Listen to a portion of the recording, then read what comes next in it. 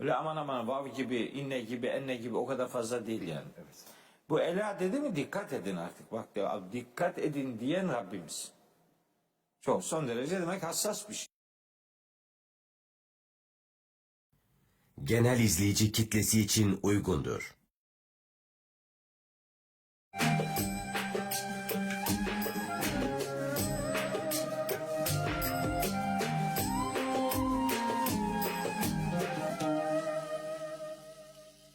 Ekotürk ekranlarından herkese hayırlı akşamlar. Ben Fatih Ergenekon. Yine bir Ramazan günü karşınızdayız. Bugün konuğumuz Profesör Doktor Mehmet Okuyan olacak. Sevgili hocam hoş geldiniz. Teşekkür ederim. Hoş bulduk. Sağ ol Fatih. Nasılsınız hocam? Günleriniz nasıl geçiyor? Elhamdülillah. İdare ediyoruz. Şükürler olsun. Siz de iyisiniz. Siz de buradayız hocam. Çok mutluyuz. Yeni şeyler öğreniyoruz. Hem duygularımızı arttırmaya çalışıyoruz. Hem bilişsel olarak kendimizi geliştirmeye çalışıyoruz. Allah hepimize istikametli ve rızasını kazanmakta başarılı bir ömür nasip etsin inşallah. Amin hocam inşallah. En büyük temennimiz hayata dair bu. Tabii Ramazan ayı hocam aslında manevi atmosferin ve duyguların da çok yoğun yaşandığı bir ay. Aslında hepimiz bir fırsat ayı olarak görüyoruz Ramazan ayını ve infaklarımızı, dualarımızı arttırıyoruz, ibadetlerimizi arttırıyoruz. Hatimlerimiz var.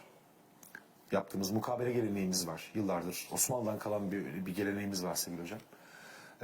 Burada da ister istemez yine bugün ne konuşalım diye düşünürken Allah'a dostluk diye Kur'an'da kavramlar var. Evet. Ama biz nedense hocam bazı şeyleri pek kendimize de konduramıyoruz, yakıştıramıyoruz. Hep başkaları üzerinden değerlendiriyoruz. Sanki biz hiç orayı hak etmiyor gibi bir tarafımız var. Ama Rabbimiz... Yani Allah'ın dostları diye bir belli insanlardan söz ediyoruz yani. Biz şöyle diyoruz hocam, yani ben olamam, en azından dostuna dost olmaya çalışayım. Belki onun üzerinden daha ulaşabilirim. Hani benim bir hatırım olmasa bile o dostun hatırına belki hani ben olabilirim diye. Bu gerçekten böyle mi?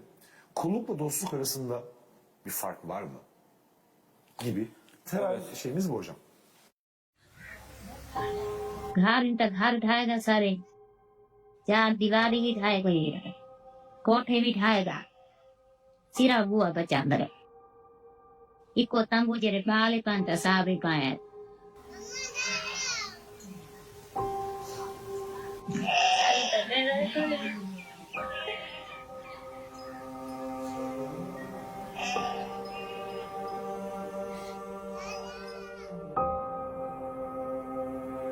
मेरे बच्चे दिनार से लाभ Bu dostluk üzerinden birkaç bir şey söyleyeyim. Kur'an-ı Kerim'de bizim genellikle dost diye tercüme ettiğimiz kelimenin Arapçası veli kelimesi. Çok da onu karşıladığını söyleyemem, onu söyleyeyim. Yani bir kendi mealinde de dost kelimesini yazmış bir adam olarak söylüyorum. Çok böyle hani içim böyle çok rahat ederek bunu çok yazmış değilim. Başka kelimeler kullanmaya biraz teşebbüs ettim. Onlar da karşılamıyorlar. Çünkü bu veli kelimesine daha çok böyle velayet, hani yönetimini birine verebilmek, bakımını birine verebilmek, yani kendini birine teslim edebilmek, onun koruyuculuğuna sığınabilmek gibi böyle bir sürü anlam açılımları olan bir kavram. Kavram bu, yani kelime değil bu. Kavram. Evet. Kavram olunca da her kavramın her dilde tek kelimelik karşılığı olmuyor. O itibarla ama kardeşlerim bilsinler ki biz bu kelimeyi kullanırken dost kelimesini kullanırken işte Kur'an'daki veli kelimesini merkeze alıyoruz yani. Tercümesi çok sağlıklı görünmese bile işte oradan yürüyoruz. Şimdi insanlar tabii Allah'ın dostları, Allah dostları diye böyle bir şeyler böyle ne bileyim adeta manşet atacak şekilde böyle bir büyük bir başlık atıp onun altına işte isimler sıralıyorlar filan. Hatta ansiklopedi yazılıyor mesela. Belli insanlar üzerinden. Ansiklopedinin adı da yanlış. Ya mesela diyor ki Evliyalar Ansiklopedisi. Evliyalar olur mu ya? Evliya zaten çoğul. Veliler de veya evliya de. Evliyalar olmaz. Ayıp oluyor yani. Hani bu kadar mı namahram sin diye insanın sorası geliyor filan. Şimdi böyle işte filanca Allah'ın dostudur diye böyle söylemler var. İsim vererek diyor. Öyle diyene diyorum ki bak kardeşim, o Allah'ın dostuysa sen Allah'ın düşmanı mısın? Sen nesin yani? Yani bir insan ya yani Kur'anca söyleyeyim bunu, kendi sözüm olarak hani zannedilmesin. Allahu Teala diyor ki insanlar ya Allah'ın dostudurlar, işte Allahu veliyyüllezine amenü diye geçer mesela Bakara suresi 257. ayette. Nisa suresinin 76. ayetinde ise şöyle bir ifade var. Ellezine amenü yukatilune fi sebilillah. İman edenler Allah yolunda savaşırlar. Vellezine keferu yukatilune, vellezine keferu, kafirlere gelince onlar yukatilune fi sebili tağut, tağutun yolunda, azgınların yolunda savaşırlar. Fekatilu, siz de savaşın evliya şeytani, şeytanın evliyasıyla. Şimdi demek ki bir insan ya evliyaullah'tandır ya evliya şeytandandır. Kardeşim birine evliyaullah diyorsun, sen ne oluyorsun, hayırdır? Seninki ne yani? Arada mı? Bazen öyle bazen öyle mi? Öyle olmaz ki. Yani insan ya Allah'a kaçar ya Allah'tan kaçar. Yani insan ya Allah'ın dostu olur ya Allah'ın düşmanı olur yani. O fefirru ilallah. Fefirru ilallah. Evet, değil mi? Yani fe eyne tezebuni. Nereye gidiyorsunuz siz yani? Ya Allah'a gidersin ya Allah'tan kaçarsın yani. Ya şeytana kaçarsın ya Allah'a kaçarsın. Bunun üçüncüsü yok. Çünkü öbür alemde üçüncü bir mekan yok yani. Ya cennet var ya cehennem var. Ya oraya gidiyorsun ya oraya gidiyorsun. Öyle Araf üçüncü ebedi kalınacak bir yer değil yani. Araf'ın sonu cennete açılır yani. O bir geçiş herhalde değil mi? Tabii cennetin bir ön şeydir. Evet. Bir sıkıntılı bir yerdir orası. Şimdi bunu çok acayip rahatsız edici buluyorum. Diyorum ki bak kardeşim. Bak Nisa suresi 76. ayet var. Dikkat et. Buranın kapsamına girersin. Sen şöyle yap. Gel Yunus suresinin 62. ayetinde anlaşalım. Allahu Teala orada kimin evliya olduğunu ve bunun hani özelliğinin ne olduğunu söylüyor. Şimdi bizim amacımız burada sayılan özelliğe layık olabilmek ya da o özellikleri kendi hayatımızda taşıyabilmek. Ne kadar taşıyabilirsek canım. Diyor ki Rabbimiz Yunus suresi 62. ayet. Estağfirullah. Ela, dikkat edin. Ela ile başlıyor bu. Ela öyle çok fazla ayette yok. Çok sık kullanılan bir edat değil bu. Evet kullanılıyor Kur'an'da ama hani öyle aman vav gibi, inne gibi, enne gibi o kadar fazla değil yani. Evet. Bu ela dedi mi dikkat edin artık. Bak dikkat edin diyen Rabbimiz. Çok son derece demek hassas bir şey. En üst perdeden geliyor. En üst perdeden geliyor. Çünkü Rabbimiz biliyor kimin neyi istismar edeceğini biliyor yani. Onun için vurgulu söylüyor. Mesela Fatih'ciğim ben çok sık düşünür ve söylerim. Kur'an-ı Kerim'de niye Allahu Teala ahirete imanla ilgili bu kadar ayet söylüyor ya? Niye? Niye cehennemle ilgili böyle korkunç sahnelerden söz ediyor? Niçin yani? Hani bir insanın mesela peygamberlere imanla alakalı o kadar ayet yok. Yok. Evet. Yok. Meleklerle ilgili çok fazla ayet yok. Ama ahirete iman neredeyse Allah'a imanla neredeyse eşit sayıda yani. Pek çok ayette yan yana gelir zaten. El insan yurufu bin nisyan olduğu için mi? Yani bir o yani ahireti unutacakları için Allah insana ahireti hatırlatıyor. Yani o makul her akla gelebilecek evet. şey. Ben daha başka bir şey düşünüyorum. Allah-u Teala biliyor kullarının ahirete inanmadıkları halde inanıyor numarası yapacaklarını biliyor.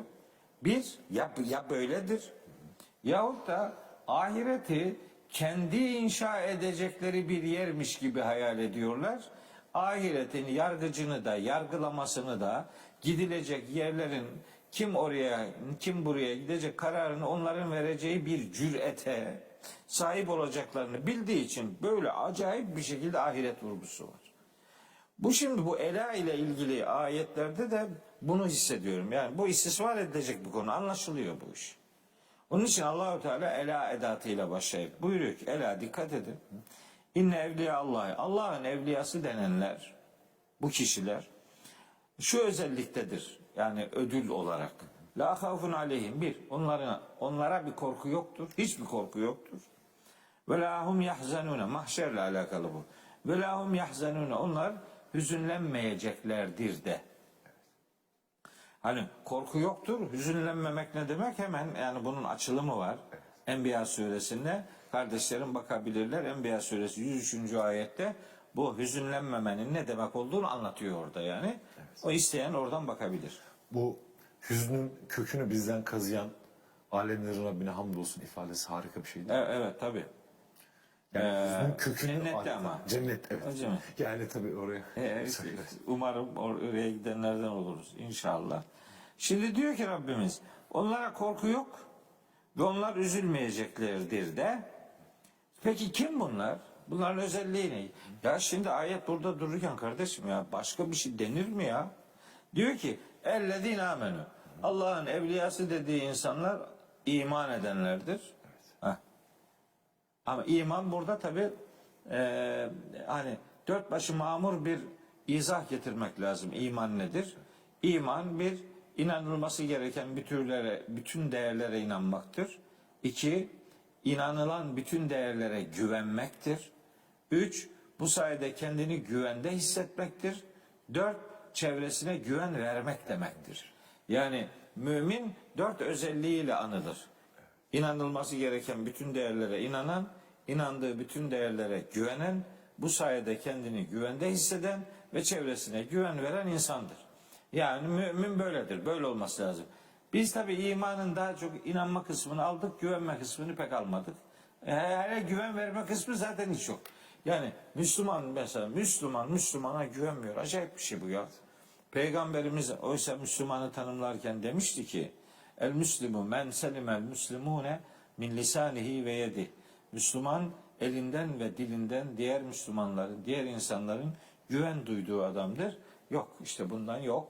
Yani yüzüne karşı konuşurken arkana az dönmeye gör, hemen arkandan fırtınalar kopartılabiliyor. Bunu Müslümanlar yapıyor. Hocam bir de biz Peygamber Efendimizin hayatını anlatırken de hep işte iyi yönlerini ortaya koyarız değil mi?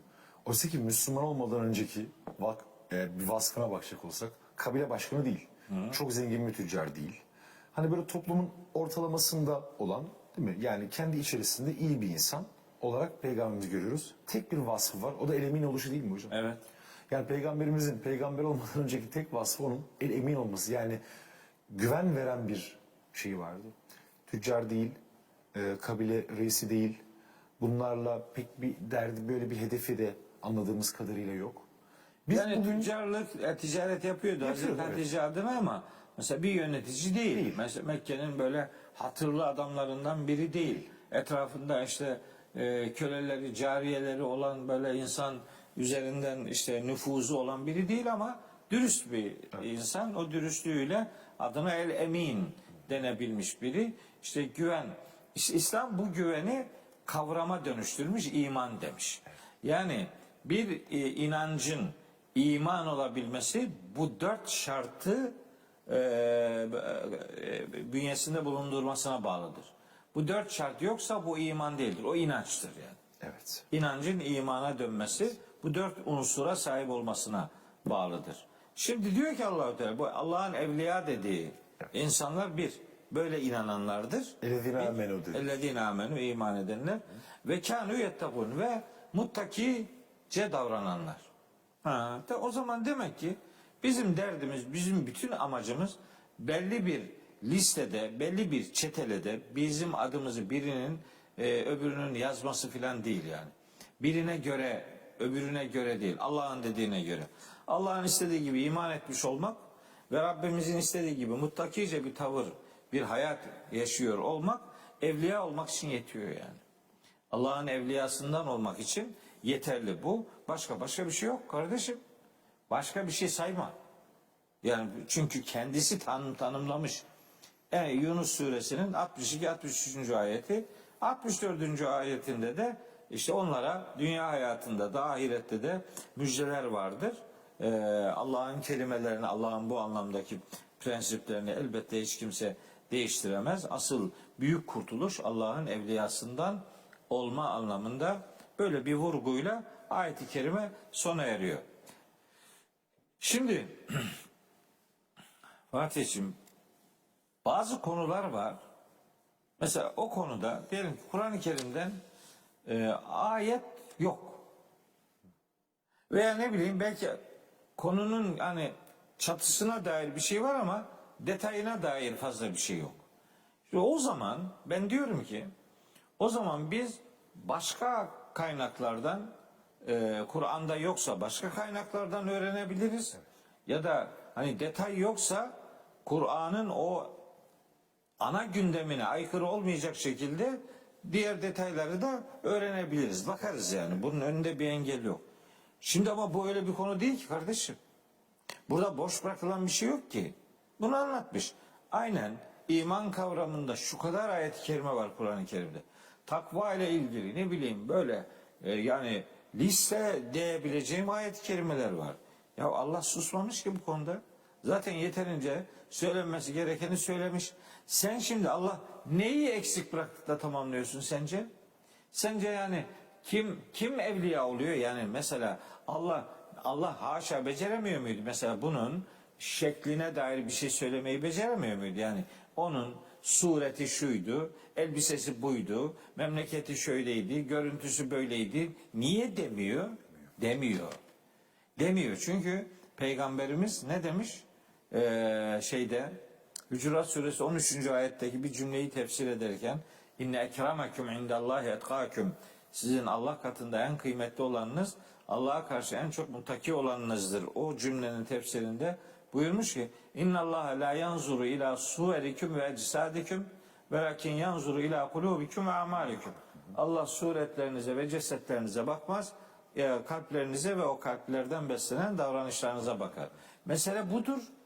Ve yani Kur'an eğer bir konuda özellikle yeterli bilgiyi verdikten sonra başka detay denebilecek bilgiler vermemişse, eğer yeterli bilgiyi vermişse, Allah unuttuğu için değil kardeşim, rahmeti gereği onlardan söz etmemiştir. Yani bunu bir kıymet bil ya. Evet. Yani Allah ne yap? Sormayın diyor değil mi? Evet. Yani hoşunuza cevabını aldığınızda hoşunuza gidecek olan soruları sormayın. Sorma, evet. Bu da bir rahmet yani. Tabii de. La teselu an eşyae in tübdeleküm tesüküm.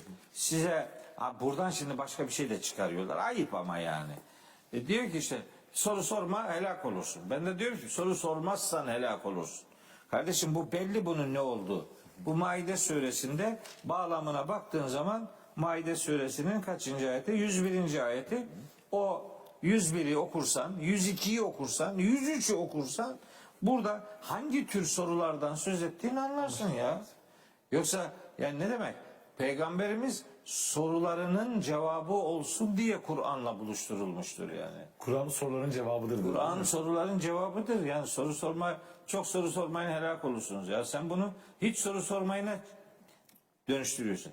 Gereksiz soru sorma kardeşim. Yani Allah bir konuyu ele almış, belli özelliklerini vermişse tamam. Tamam. Bir de hocam başka bir Rabbimiz yani Kur'an'ın bir üslubu ve öğretim metodu olarak da zaten soru sormuyor mu? Mesela hatta hocam sadece Müslümanların da sorularına değil, Yahudilerin ve müşriklerin de soruları var değil mi? Yes'elûneke an diye başlayan 16 ifade var.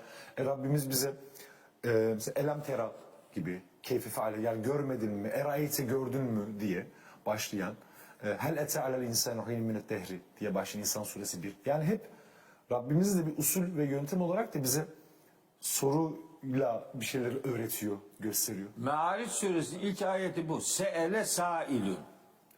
Bir soran şöyle sordu.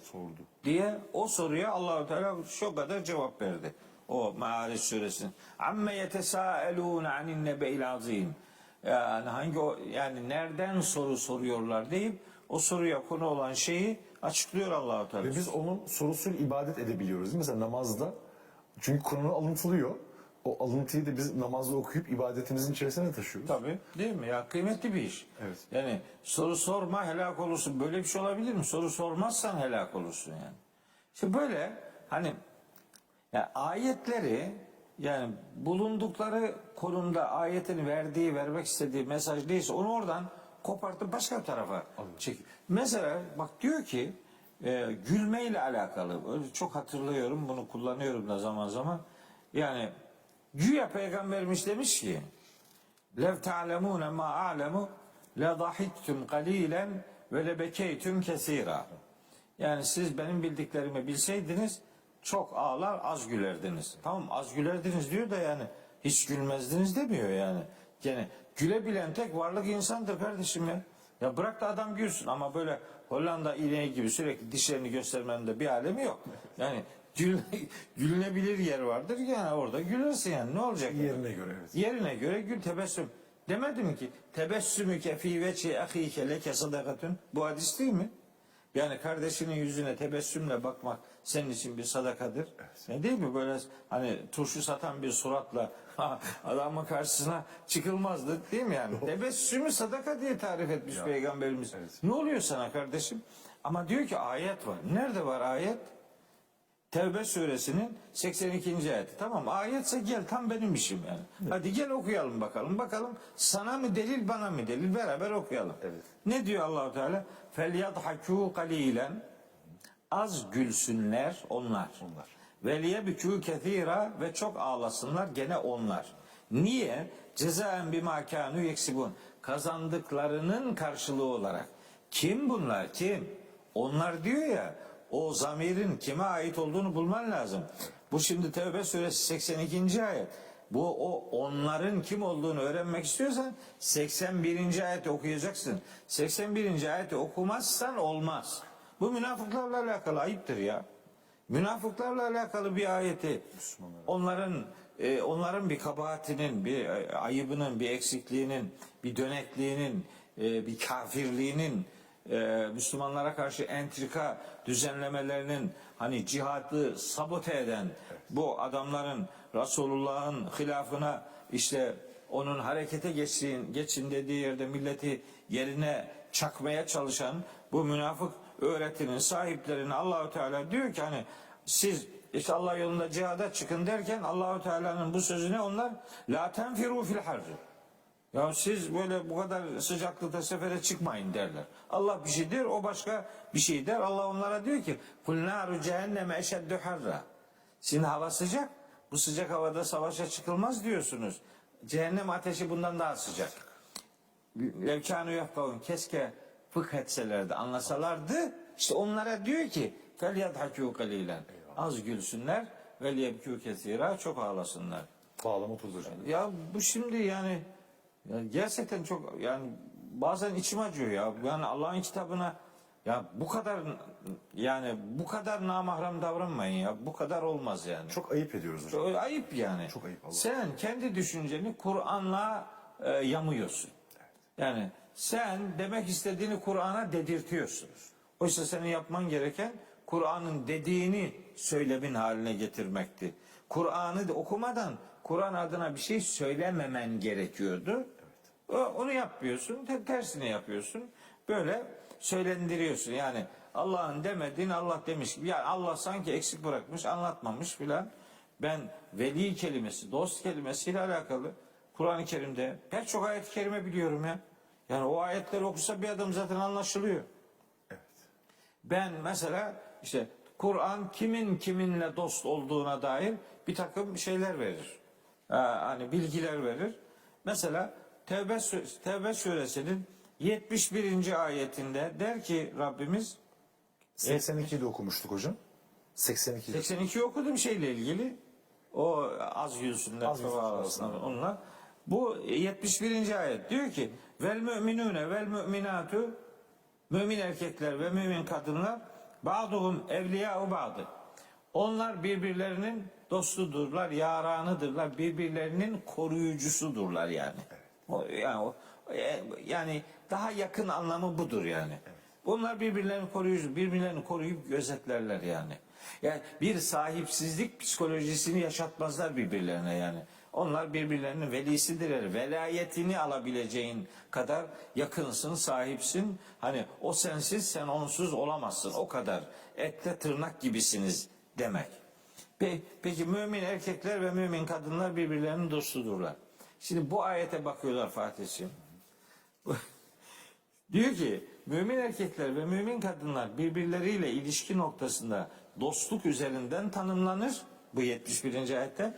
Ama bunun bir 3-5 ayet öncesinde bu ifade münafıklarla alakalı da geçer ama orada evliya kelimesi geçmez.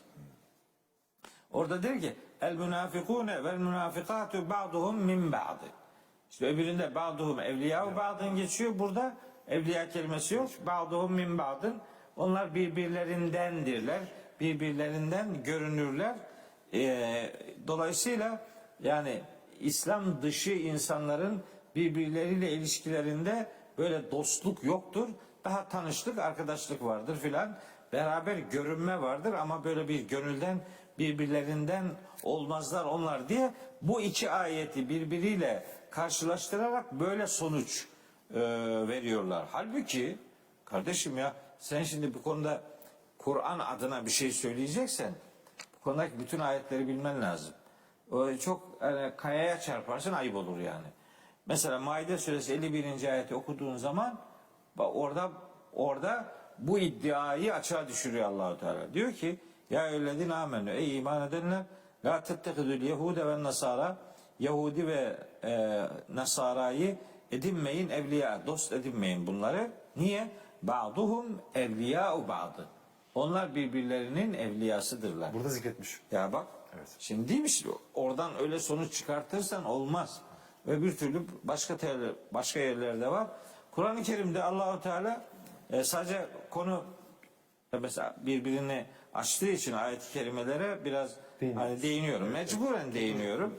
Kur'an-ı Kerim'de şimdi bu müminler kim kimin dostudur ya da bizim dostumuz kimlerdir? Bu anlamda ayetler olduğu gibi kimlerin dost edinilmemesi gerektiğiyle ilgili ayetler de var. Yani ikisine de değinmek lazım. Hani konu dostluksa işte hepsine bakmak lazım.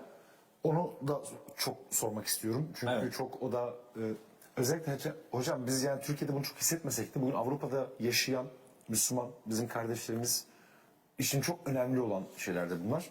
Dostluk nasıl, hakkı nedir yani dostluğun? Dostluktan neyi anlamamız gerekiyor? Tanışık, arkadaşlık, dostluk üçlüsünü konuşmak lazım. Tamam. O zaman araya gidelim hocam. Bölünmesin. Aradan sonra da buradan devam edelim. Efendim Profesör Doktor Mehmet Okuyan hocamız bizle. Kısa bir ara sonrasında karşınızdayız. Where did the Jewish people originate from? Are most of the modern descendants of the ancient house of Israel Jewish? If not, who and where are they today? Does the Bible prophesy a third temple in Jerusalem before Christ's return? Does the throne of David still exist? And if so, where could it be found?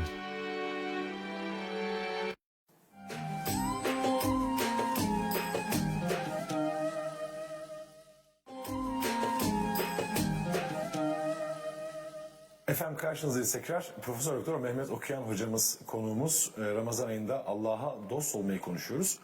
Tabii biz aslında Allah'a dost olmayı konuşurken ister istemez hocam insan olarak hayatta insan dostlarımız da var. Evet. Rabbimiz kimlerle dostluk yapmamız gerektiğini söylerken yapmamamız gerekenleri de söylüyor dedik. Evet, tabii. Burada Maide suresi 51. ayet çok belirleyici hocam. Yani bu sadece Müslümanları değil gayrimüslimler de bu ayeti bilirler. Çok da bunu aslında kullanırlar bir anlamda. Tam burada hocam kalmıştık. Bu ayeti buradaki dostluktan kastım ne olduğunu hocam ben size soruyorum. Evet.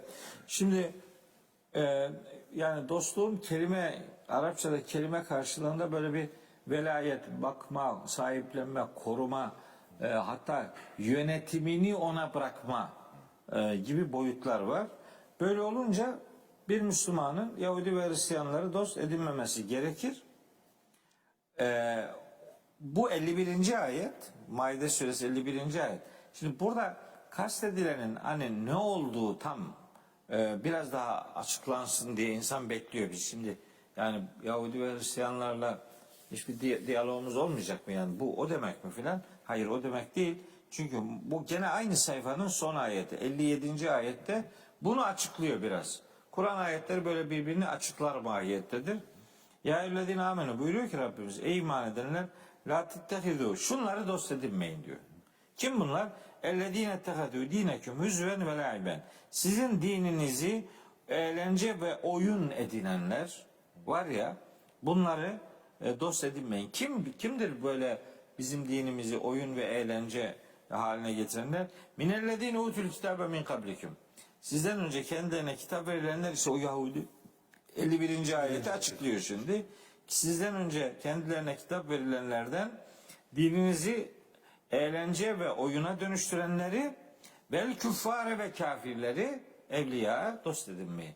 Ha demek ki yani burada dostluğu dost edinmemeyi gerektiren şey bunların bizim dinimizle alakalı bu dini eğlence ve oyun unsuru olarak görmeleridir. Yani belirleyici unsur bu. Peki böyle bir durum yoksa veya mesela başka bir inançtan olan insan her şeyini teslim edebilir mi? Edemez. Başka bir inanç söz konusuysa edemez. Yani yönetimini de edemez. Efendim ailesini de güvenemez, malını da güvenemez. Bu yani velayetini, koruyuculuğunu, hamiliğini teslim edebileceğin insan seninle ilgili en önemli hususlardan biri aynı inanca sahip olmasıdır. Eğer inanç farkı varsa bu inanç farkı velayet dediğimiz bu dostluk ilişkisini ortadan kaldırır. Ve fakat bu onlarla ilişkiyi kesmeyi gerektirmez. Yani insan ilişkilerinde 3 tür ilişki vardır. Biri tanış olmak, biri arkadaş olmak, biri de dost olmak. Başka din mensuplarından kim olursa olsun, neye inanıyor olursa olsun, onlarla tanış olmakta, onlarla arkadaş olmakta hiçbir beis yoktur. Tanış da olursunuz, arkadaş da olursunuz. Ama dost olacaksanız hayır. Dost olmak eğer kafirse tarafların biri, yani karşı taraftaki adam kafirse Allahu Teala onları dost edinmemek gerektiğini Nisa suresinin 144. ayetinde de söylüyor. Ya eyyühellezine amenü la tettehizul kafirine evliya min dunil müminin. Müminleri bırakıp da kafirleri dostlar edinmeyin. Etüridün en tecalü lillahi aleyküm sultanen mubina. Yani böyle yapmakla siz şimdi sizin hakkınızda Allah'ın açık bir delil ortaya koymasını, sizin Allah'a apaçık bir hani diyelim ki delil vermenizi mi istiyorsunuz yani? Bunu yapmayın. Benzer bir uyarı Ali İmran suresinde de var. Orada da diyor ki la yettehidil mu'minûnel kâfirîn evliyâ min dunil mu'minin. Yani müminler diğer müminleri bırakıp da kafirleri dost edinmesinler. Ve men yef'al zâlike, bunu kim yaparsa bunu feleyse minallahi fî şeyin illa en tettegû minhum tuqa. Onlardan korunmanız hali başka. Allah'a karşı yani korunaklı olmazsınız yani. Yani Allah'ın korunmasını kaybedersiniz. Dolayısıyla kafirler, müminler dururken kafirler dost edinilmez. Peki tekraren vurgulayayım. Çünkü yanlış anlaşılıyor bu. Mesela bu takım yanlış sonuçlara da başka fıkhi meselelerde yani güncelik ibadet meşguliyetlerimizde de hani olmaması gereken bir mecraya sürüklenebiliyor.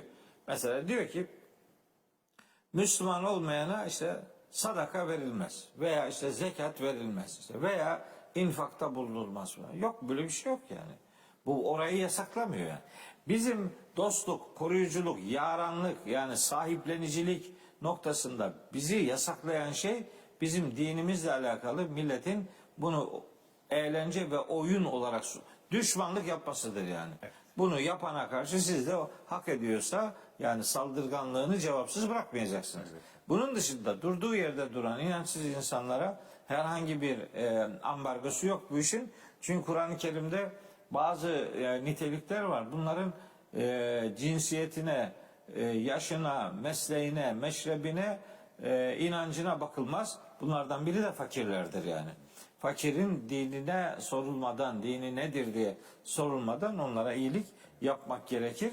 Bunu ifade edeyim. Hatta bir temsil kabiliyetimizin olması da güzel olur değil mi hocam? Yani Müslüman olarak tebliğ bizim için olmazsa olmaz bir şey. Evet. Tebliğ sadece sözde de olacak bir şey değil. Davranışla, komşulukla, hal ile insanlara sevdirerek ya bu insanı bu kadar güzel veya bu insanı bu kadar değerli yapan şey ne acaba diye bir merak uyandırmak da en güzel tebliğ biçimlerinden birisi değil mi? Tabii dedirtebilirsek ne âlâ. Evet. Keşke. Yani ondan bir tane olsaydı da böyle ne bileyim bayılsaydık yani.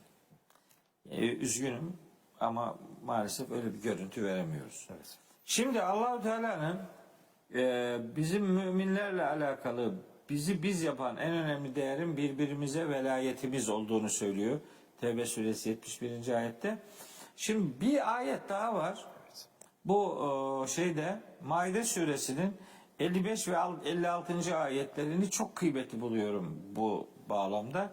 Orada diyor ki Rabbimiz innema veliyyüküm, sizin veliniz şunlardır. Açıklıyor. Kim?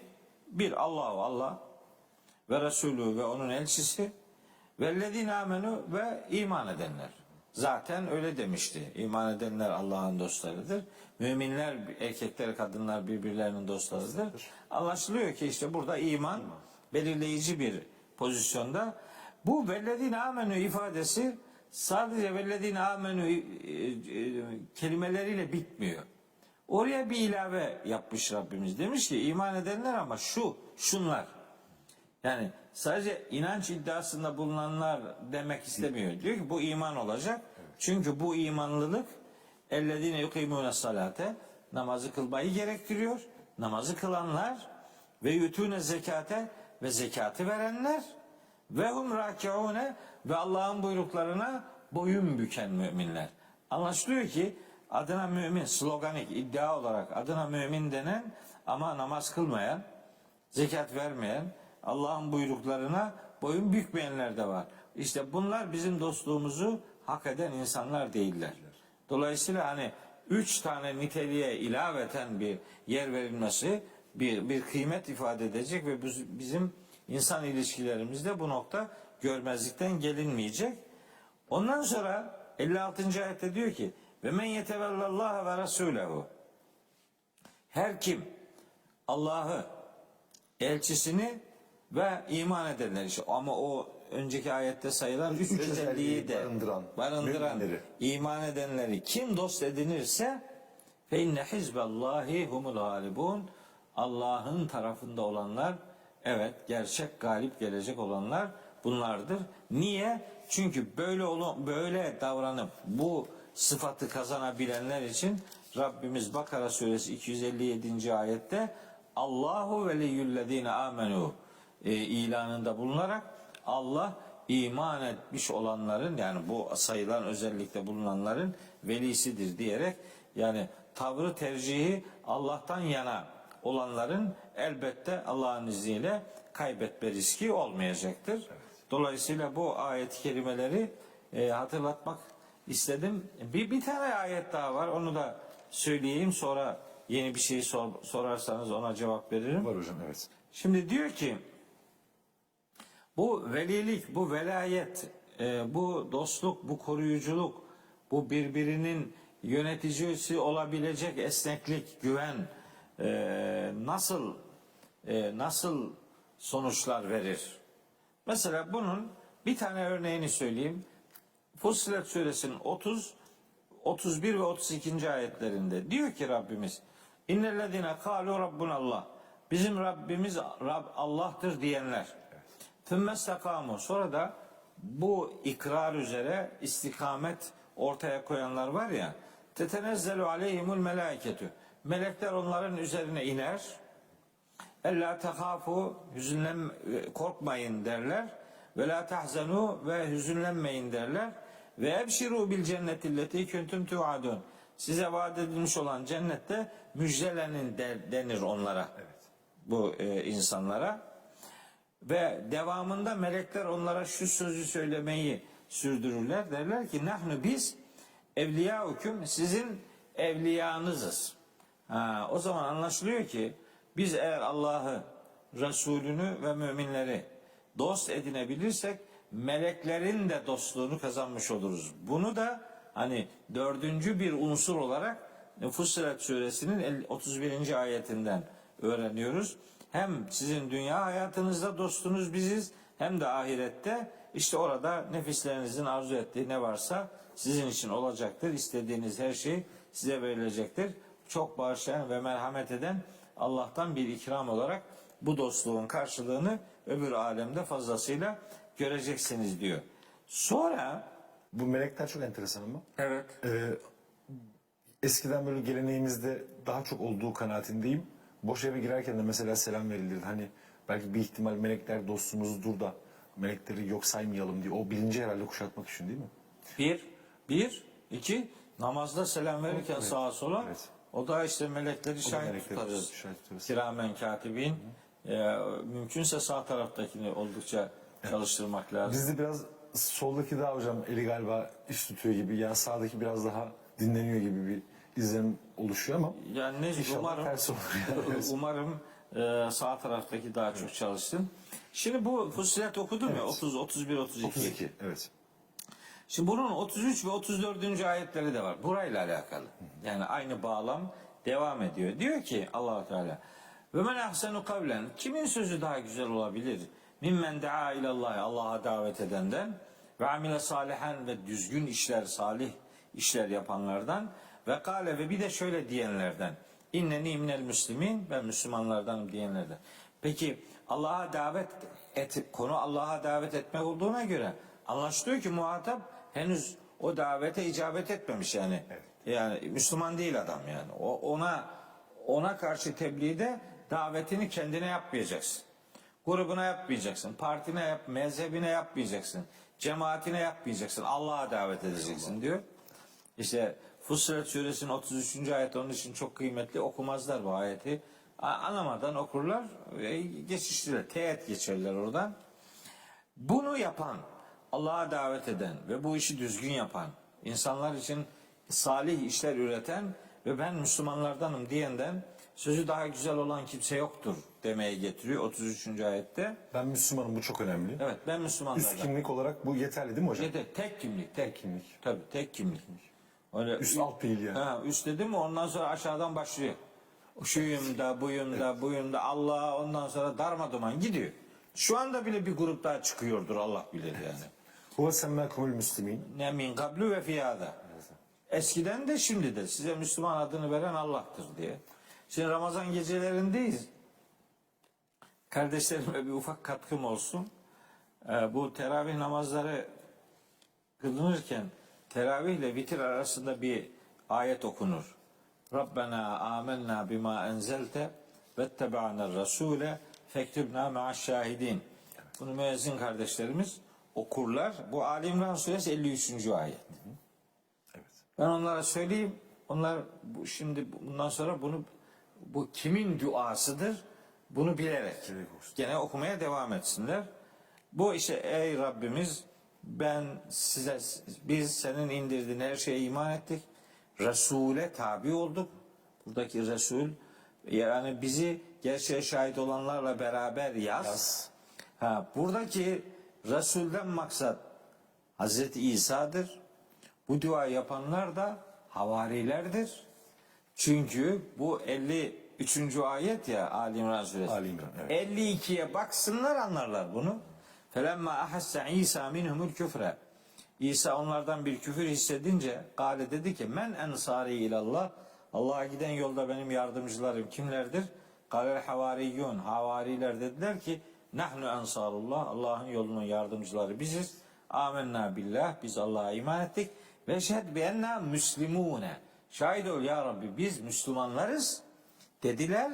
Ondan sonra da işte Rabbena amennâ bima enzelte ve tebe'aner rasûle fektübnâ me'aşşâhidin. Havarilerin bu harika duasını biz de teravih ve vitir arası diyelim tesbihimiz olarak beyan ediyoruz. İşte orada işte havariler de biz Müslümanlarız diyorlar yani.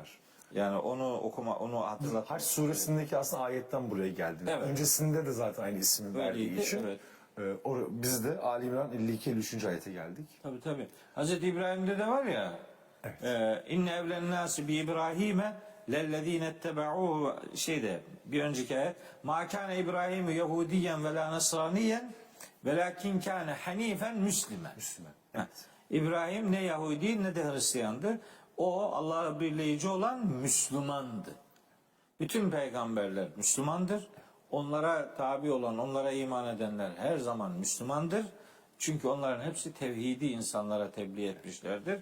Bu Müslümanlık Hz. Muhammed'le başlamış bir özel dinin adı değil.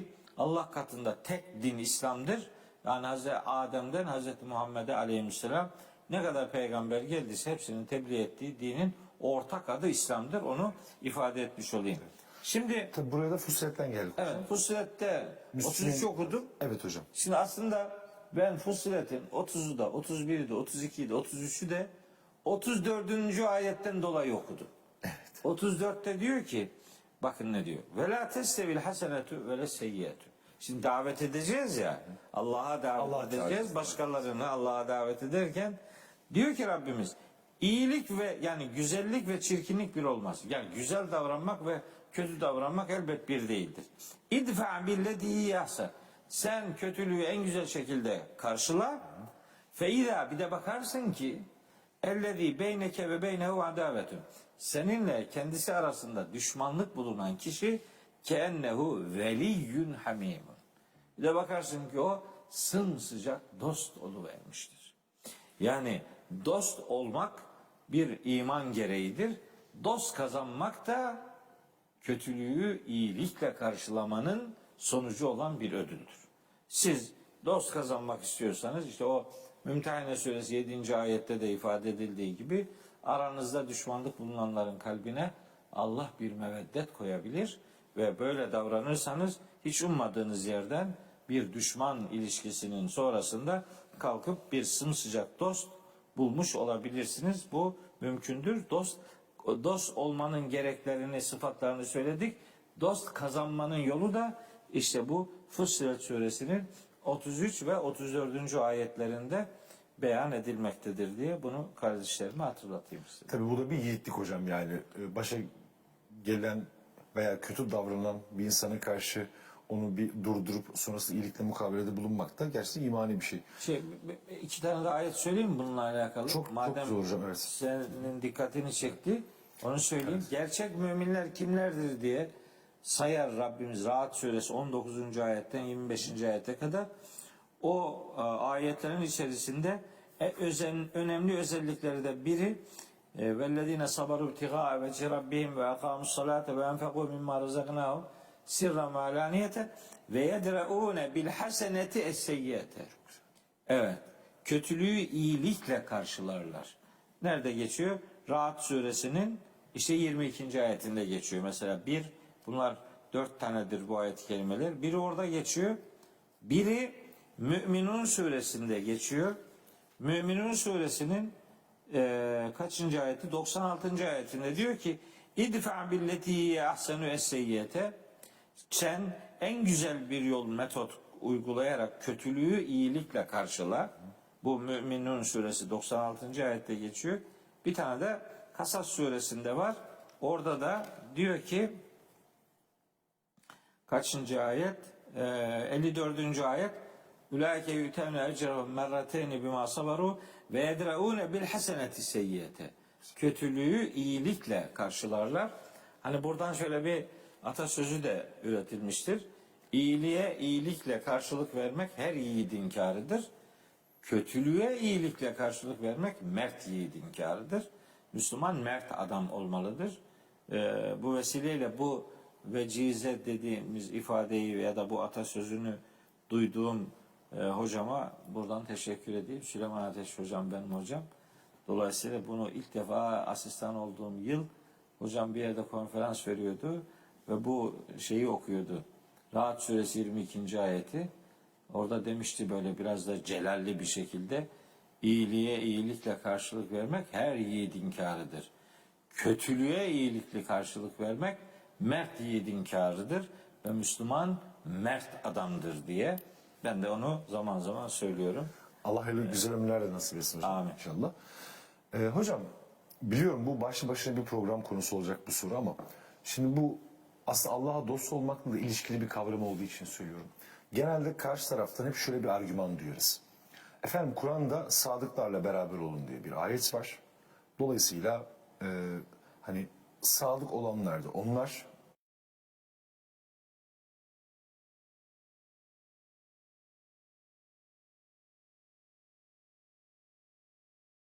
if you open the Quran and you don't understand anything of what's written there and you don't care about the situation, then click skip now. Okay, so if you're still with me, that means that you really want to be able to understand the Quran.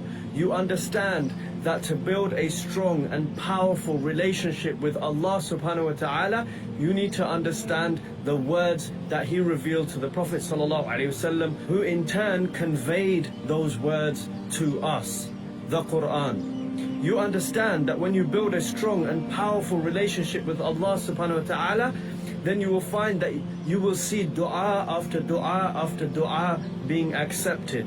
And therefore, you will see a huge difference in your worldly life as well as your hereafter. You will see things like your marriage situation, your financial situation, your relationships with others, your spouse, your children, your family members, your parents, your colleagues and friends. All of this will improve. And that comes down to building a strong and powerful relationship with Allah.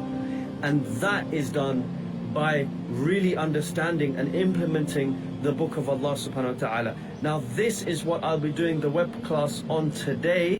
Biz de onlarla beraber oluyoruz. Sanki bu Kur'ani bir emirmiş gibi lanse ediliyor. Evet. İkinci de merak ettiğim şey... Sadıklarla beraber olmak, Evet. tamam, Kur'an emir zaten. Kur'ani bir emir. Evledi rahmetullah ve kûnû ma'as-sâdikîn. Şeyde Tevbe suresinde Tevbe suresine geçiyor. Evet. 119. Evet. Hani bu sürekli böyle, geç az önce saydık ama hani hep Allah dostlarıyla ve belirlenen, ismi açıklanmış Allah dostlarıyla beraber olmaya teşvik eden ayetin hep bu olduğu genelde hocam söyleniyor. Ya onu diyene diyoruz ki işte biz birinci bölümde onu söyledik. Evet. Ve onlar Allah dostu da sen şeytanın dostu Dostumuzsun diye. Sen Allah'ın düşmanı mısın kardeş? Niye kendini o dostluğun dışında görüyorsun yani?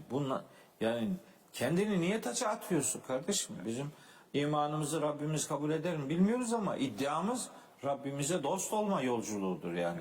Daha baştan ben dost değilim, bakalım olabilir miyim? Şunlar varsa onların adı. Onların dost olduğundan nasıl eminsin?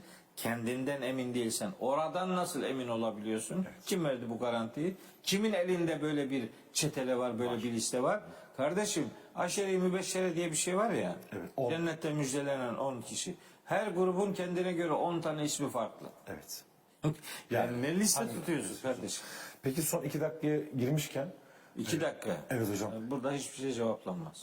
Haklısınız ama en azından şunu merak ediyorum. Şimdi Allah'a dost olanlar en azından suda yürüyemiyorlar mı hocam? Yani mesela sabah namazını Mekke'de, öğlen namazını Kudüs'te falan böyle kılıp... Ben öyle yürüyen kimse görmedim. Bunlar sadece böyle nakledilen abartılı şeylerdir. Suda yürümek çok maharet olsaydı balıklar padişah olurdu kardeşim. Evet hocam. Yani bizim öyle bir derdimiz yok. İnsan olmak suda yürümeyi gerektirmiyor. Suyla senin ilişkin yüzeceksin ya da gemi yapacaksın. Evet. Yahut da uçak yapıp üzerinden geç ya da köprü yapıp oradan geçeceksin. Suyun üzerinde yürümek bir maharet değildir. Öyle sünnetullahla oynamanın bir alemi yoktur. Basarsan suya batarsın. Evet. Özel ayrıcalıklar değil yani. Evet. Hocam çok teşekkür ediyorum. Ben teşekkür ederim. Çok önemli, güncel bir konuyu konuşmuş olduk. Ayağınıza, yüreğinize sağlık olsun. Sağ olun, teşekkür ederim. Efendim, bugün konuğumuz Profesör Doktor Mehmet Okuyan hocamızdı. Yarın yine muhakemede görüşmek üzere diyoruz. Selametle.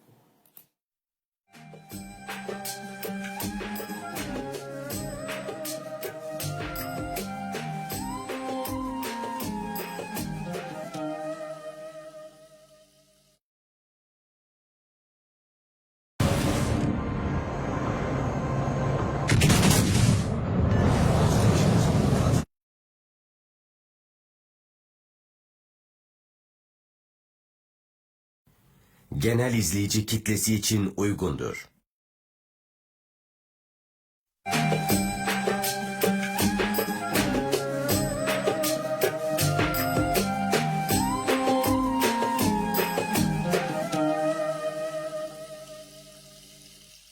Ekotürk'te muhakeme programından herkese selamlar. Ben Fatih Ergenekon. Yine bir Ramazan akşamı karşınızdayız. Bugün konuğumuz Profesör Doktor Caner Taslaman olacak. Hocam hoş geldiniz.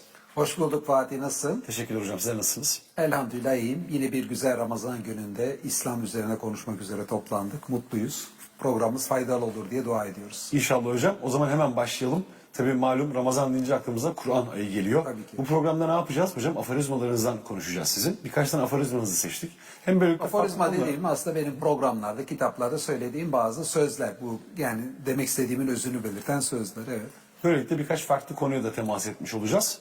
Kur'an ayındayız madem hocam. O zaman ilk aforizmamız Kur'an'la ilgili olarak gelsin. Şöyle diyorsunuz hocam. Kur'an yaratılmışlara olan hayretten yaratıcıya hayranlığa uzanan bir köprüdür. Evet, yani şimdi Kur'an boyunca baktığımızda etraftaki varlık üzerine tefekkür etmek çok çok temel bir mesaj. Yani Kur'an'ı bir kere okuyanın bile hemen alabileceği bir mesaj. Kur'an etraftaki varlığa bakıp onu anlamamız, ondaki ayeti, ondaki delili görmemizi istiyor. Yani yıldızlara bakıp, rüzgara bakıp, suyun çevrimine bakıp, canlılara bakıp, bitkilere bakıp bizim Allah'ın varlığının delillerini, Allah'ın kudretini, Allah'ın sanatını, nasıl her şeyin yerli yerine yapıldığını görmemizi ister. Şimdi buradaki hayret hissi çok önemli. Niye? Çünkü biz bir anda bir dünyanın içinde kendimizi bulduk. Birçok insan eğer ki olaylar üzerine iyi düşünmezse ne var ki ya hep sanki burada yani sonsuzdan bir buradayız gibi düşünüyor. Ne olacak ki burada ne var? Yani herkesin işte iki gözü var. Benim de bana da göz verilmiş. Herkesin iki eli var. Bana da eller verilmiş. Dizleri var insanların. Kemikleri, kıvırdakları var. Bende de var. Yani herkeste varsa bendekine de pek şaşmama gerek yok diyor. Oysa biz elleri ayakları olmayan bir varlıkken elleri ayakları olan, görmez işitmezken gören işiten olan, başkalarıyla hiçbir iletişimimiz, başkaları bizim için yokken başkalarıyla bir arada bunu, başkalarıyla konuşacak şekilde konuşma yeteneğimizin olması, işitip de insanların söylediklerini anlayabilmemiz, duygulanabilmemiz ve duygularımızı ifade edebilmemiz ve hafızamızda olan biteni kaydedebilmemiz. Bütün bu yeteneklere sahip bir varlık olmamız, hele hele bunlar için hiçbir şey yapmamış olmamız. Bir bedel ödememiş olmamız. Tabii ya hangimiz kirpiğini yaptık diyebilir, hangimiz kulak kepçesinin bir kısmını yaptık diyebilir. Hepsi bize hediye edildi.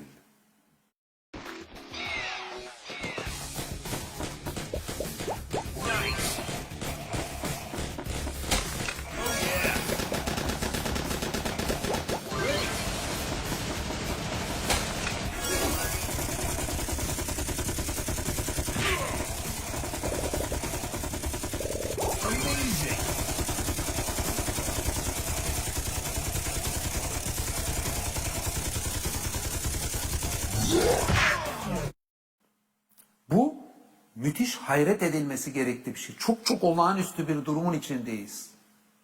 Kendimizin kulak kepçesini yapmadığımız bir dönemde işitmeyi Allah bize verdi. Kirpiğimiz biz yapmadık ama Allah bize görmeyi nasip etti. Biz yani saçımızın telini bile yapmadık ama saçlarımızın altındaki beynimiz o hafıza yeteneğiyle, değerlendirme yeteneğiyle bize hediye edildi. Müthiş bir hayret duymamız lazım. Ve bu hayret son söz değil. Hayret, hayranlığa uzanan bir köprü olma yolundadır. Biz bunlara hayret ettikçe şunu anlıyoruz ki bütün bunlar bilinçli bir şekilde tasarlanmış, yaratıcımız tarafından, Rabbimiz tarafından bize hediye edilmiş. O zaman hayretten hayranlığa uzanan bir köprü var. Ve o yaratıcımıza hayranlıkla beraber ona karşı bir minnet ve şükran hisleri hissetmemize götüren bir durum var. Hayranlık orada kalmamalı. Tabii. Mutlaka Çünkü bunlar devamı gelmeli. Bunlar sadece yaratılmış olağanüstülükler değil. Bizim için çok zaruri şeyler görebilmemiz, işitebilmemiz, kalbimizde duygularımızın olabilmesi, ayaklarımızın yürüyebilmesi. Sadece hayranlık unsurlar değil mi? Bizim için anladığımız anda minnettarlık, şükür unsurları. O zaman hayretle başlayan durum bizi minnettarlık, şükür, hayranlık bütün bunlara götürüyor. O yüzden hayret hissi çok önemli. İnsanın başının en büyük belası belki de gaflet hissi. Gaflet nedir? Her şeyi sıradan görme. Ne var ki demek. Etrafındaki olağanüstülükleri, kendi varlığının olağanüstülüğüyle ilgilenmemek demek. Yani kısacası hayret bizi göklere taşır, gafletse olduğumuz yere çiviler, daha da aşağıya, esfeli safiline, aşağıların aşağısı bir duruma götürür. Bebeklerde bu hayret hissi galiba biraz daha fazla değil mi? İnsan yaşı biraz ilerledikçe, biraz daha normalleştirdikçe galiba bu hayret hissini yavaş yavaş kaybetmeye başlıyor. Bebeklerde her şey olan merak, o bakışlar, dokunma, isteği, arzusu falan herhalde biraz o hayret hissinden geliyor. Tabii. Kur'an burada çok önemli bir köprü herhalde. Yani Kur'an da bize bu gaflet hissinden kurtararak bize aslında içinde bulunmuş olduğumuz durumun hiç de normal olmadığını hatırlatan bir unsur olarak karşımıza çıkıyor. Kur'an etraftaki varlık üzerine bizi düşündürten kitap, hayret ettirten, hayranlığa köprü kuran kitap Ama sonuçta bütün varlığın yaratıcıyla bağlantısını kurup yaratıcıyla bağı yüzünden bütün varlığın değerli, anlamlı olduğunu, bu bağı kurduğumuz zaman ancak bizim rüzgarların, suların değerini anlayacağımız, bitkilerin, hayvanların değerini anlayacağımızı, görmemizin, işitmemizin, ellerimizin, ayaklarımızın değerini anlayacağımızı söylüyor. Yani sonuçta tüm varlığa Kur'an dikkat çektirtiyor ama varlığın yaratıcısıyla bağının kurulduğu takdirde ancak değerli yerine oturacağının da dersini veriyor. Evet hocam. Teşekkür ediyorum. Güzel bir açılım oldu. Hemen diğer aforizmanıza geçiyorum. Şöyle diyorsunuz. Özlediğim sanatçı ürperti, şaşkınlık, hayranlık hisleri uyandıran ve eseri yüce sanatçıya yönlendiren bir işaret levhası olandır. Tabii sonuçta birçok sanatsal üretim var. Mesela nedir günümüzde? Mesela dizilerde birçok sanatsal üretim var. Müzik parçalarında birçok tarih boyunca sanatsal üretim var. Yapılan resimlerde, tablolarda sanatsal üretim var. Sonuçta sanat çok değerli bir şey. Ama bir sanatı daha da değerli kılacak şey sanatın en önemli olanla ilgili mesaj vermesidir. Yani ben sanat illaki bir tek bu konuda mesaj vermeleri demiyorum. Ama ne kadar önemli bir konuda sanat mesaj veriyorsa sanat dalının önemi ve ulviyeti de o kadar artar. Değil mi? Diyelim ki fakir insanların durumuyla ilgili bir mesela siz mesaj veriyorsanız açlık seviyesindeki insanların bir filmle şeyle ve dünyada o açlığının giderilmesine bu yaptığınız filmle veyahut da bir şarkı sözleri yazarak buraya bir dikkat çekip de şey sağladıysanız bence o sanat eseri yani değil mi, bir yerde yerini bulmuş demektir. Mesajı ulaşmış. Allah'ın da istediği bir şey bu yine. Değil mi? Fakirlerin Gözetilmesi, bu durumunun ortadan kaldırılması. Aynı şekilde sanat eseri yaratıcının istediği unsurlarla ve yaratıcının bizatihi kendisiyle ilgili mesajlar vermesi önemli. Çünkü olabilecek en önemli konu bu. En önemli konu yaratıcı. Çünkü biz onun sayesinde var olduk. Varlık onun sayesinde devam ediyor. Ahirette onun sayesinde yeniden var olacağız. Sonuçta onun yanında geri kalan bütün varlığı toplasak öneminden bahsedilemez bile. En önemli olan o. En önemli mesajlar onunla ilgili. O zaman sanat eserlerinin de bir işaret levhası olarak bu gerçeklere yöneltmesi bence o sanat eserini gerçek anlamda değerli kılacaktır. Bu gözle bizim işte filmler yapmamız, diziler yapmamız, şarkı sözleri yazmamız demek ki. Yani şunu unutmamamız lazım, bir kez daha tekrarlıyorum. Ne kadar önemli olan bir olayla ilgili bir sanat eseri mesaj verebiliyorsa o sanat eserinin kendisi o kadar değerli. Kıymeti ve değerini oradan alır. Kıymeti Evet. olur. Yaratıcımızdan da daha önemli hiçbir şey yok. Her şeye onun sayesinde kavuştuk. O zaman biz sanatı bunun için kullanmamız lazım. Sanat adına evet, din adına birçok uydurmalar yapıldı. Müzik haramdır dendi. Resim haramdır, heykel haramdır dendi. Oysa Kur'an'da bunları haram olduğunu gösterecek en ufacık unsur olmadığı gibi Hazreti Süleyman'ın sarayında heykeller var. Bahsediyor evet. Tamam bunları aşmamız lazım. Ama bunun yanında sanatla buluştuğumuzda da sanattı en önemli olan konularda araçsallaştıracak da bir zihin yapımızın da olması lazım. Ve bence Müslümanların en önemli eksikliklerinden biri bu da. Zaten bu uydurma haramlarla Müslümanları bundan geri bırakmışlar. Bir kısmında bu sanat dallara gelince tırnak içinde sadece seküler alanla ilgili yani dinin hiçbir irtibatı olmayan alanla ilgili sanat eserlerini kullanmaya çalışıyor. Aslında şu an bunu soracaktım hocam size. Bugünün dünyasında Müslümanların sanatla olan ilişkisinde sizce bir gelişme var mı? Bir 100 yıl öncesine kadar kıyasladığımızda. Yani bu sanatın insandaki etkisi hocam yadsınamaz bir gerçek değil mi? Hani hep konuşmuşuzdur sizlere. Yani belki de Amerika'nın bile dünya üzerinde bu kadar hakimiyetinin ve etkisinin olması öncelikle yapmış olduğu filmlerle belki de bir yenilemez bir mesaj vermesi, korkulacak bir güç gibi bir mesaj vermesi insanların zihinlerinde, bilinçaltlarında hep böyle bir imaj oluşturmuştur. Biz galiba Müslümanlar bu sanatın etkisel gücünü biraz geç fark etmeye başladık ama Tabii geç fark ettik ama baktığımızda yani mesela Hitler dönemindeki Naziler de farkında. Sanatın gücünü propagandada kullanmaya çalışıyorlar değil mi? Propaganda Bakanlığı var. Propaganda Bakanlığı var, evet. Yani sanat kötü şeyler için de araçsallaştırılabilir. Ama kötü şeyler için bile sanatın araçsallaştırıldığını anladığı zaman insanlar şunu anlamış oluyorlar. Yani sanatın bir gücü var. Niye? Sanat güzel olanı kullanarak, değil mi? Melodilerdeki güzelliği, renklerdeki güzelliği kullanarak insanlara bir imaj vermeye çalışıyor. Ve insanlar güzeli seviyor. İnsanlar doğruyu da sever. İnsanlar için olmazsa olmaz şeylerden biri doğrudur. Yani hem güzellik hem doğruluk insanlar için önemli. Fakat buradaki sorun şu. İnsanlar güzeli sevip de peşine giderken onu doğruyla karıştırma tehlikeleri var. Evet. Yani güzelin çekiciliği, güzeli insan doğru olarak algılamak da isteyebilir. Yani yüzden mesela bazı- buradaki evet. işte evet yani Bazen film mesela izlerken hocam ister istemez öyle bir senaryo, öyle bir hava esiriliyor ki mesela birden hırsızın tarafında olabiliyorsunuz değil mi aslında filmde? Hakkı yenen birisi vardı orada. Yani bir zalim veya bir mazlum düşünelim. Öyle bir haldesiniz ki öyle bir müzik, öyle bir sahne sunuyor ki hocam. Birden bir bakıyorsunuz aslında mazlumdan taraf olmanız gereken yerde zalimden taraf olabiliyorsunuz. tabii yani şu andaki Gazze Savaşı'nı siz bir propagandayla İsrail perspektifinden çekin. Vah vah bu gariban İsraillere neler oluyorlar, Gazze'ler onları öldürüyor şeklinde bir imajı bir filmle yayabilirsiniz. Nitekim bu tip filmler de yapılır yani. Evet. Dünyada zaten film endüstrisine kimlerin hakim olduğu belli. Bu da yapılabilir. Yani sonuçta sanatın yalan için kullanılması da rastladığımız bir unsur. Ama sonuçta sanatın etkili olduğu kesin. Biz sanatı hakikat için kullanmamız lazım. İslam'dan daha büyük hakikat ne olabilir?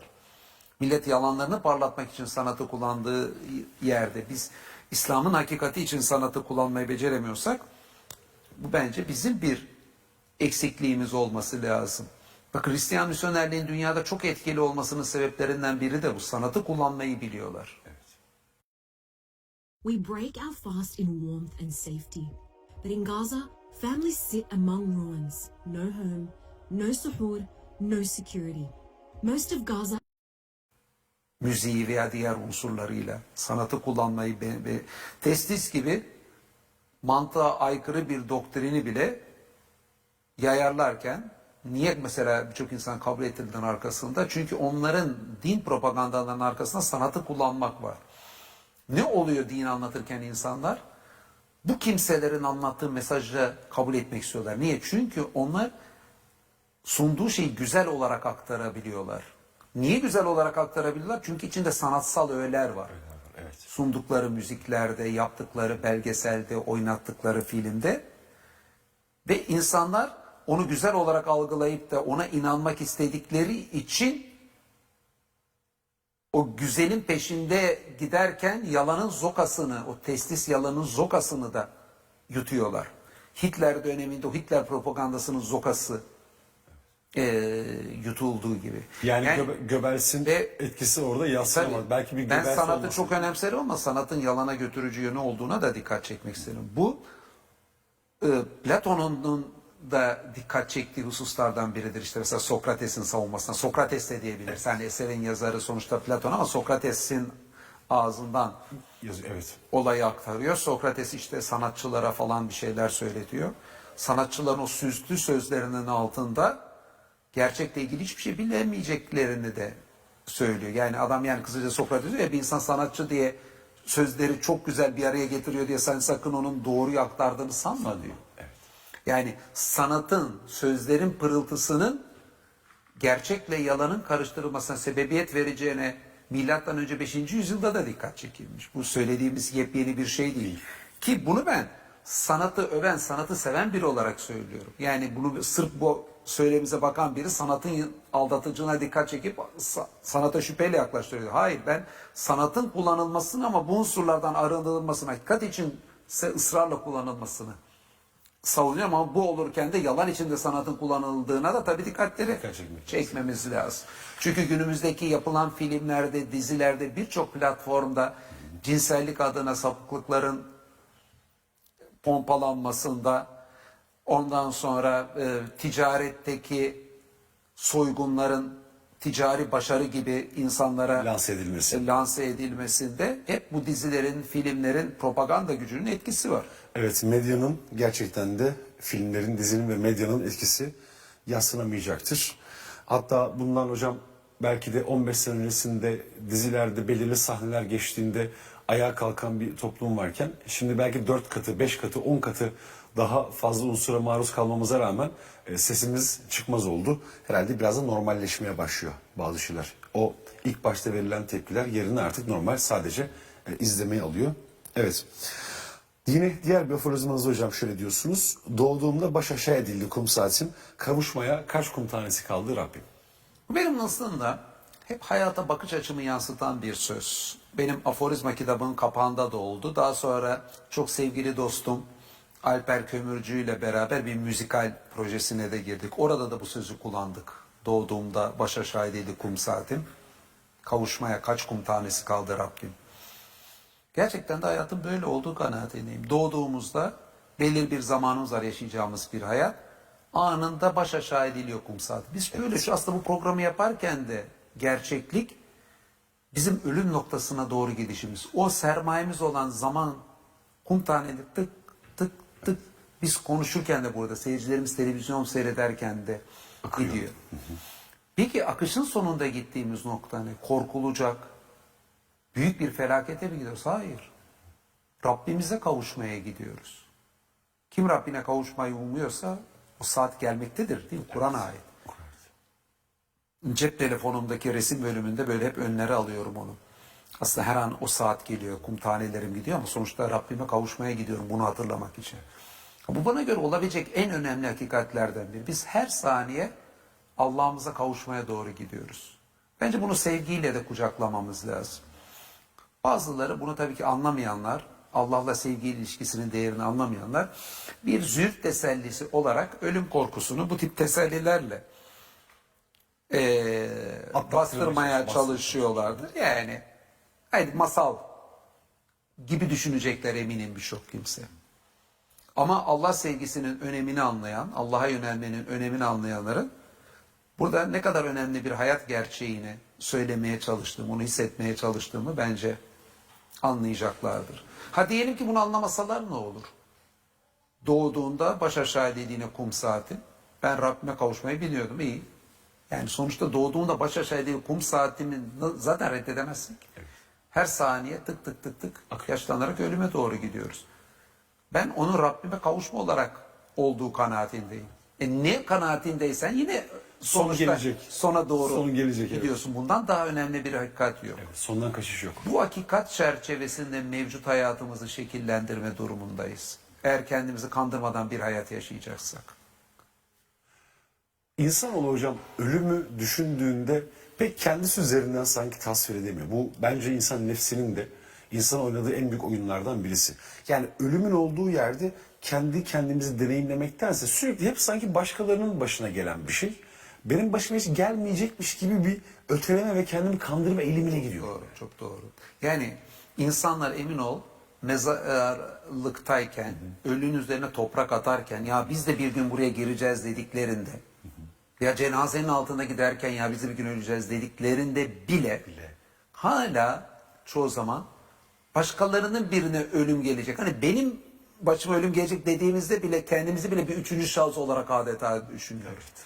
Ben dediğim şey öleceğimi güçlü şekilde hissederek çoğu zaman bunu söyleyemiyoruz. Hep başka birilerinin başına gelen bir şey gibi ölümü düşünüyoruz. Oysa ben birinci şahıs olarak ölümü yaşayacağım.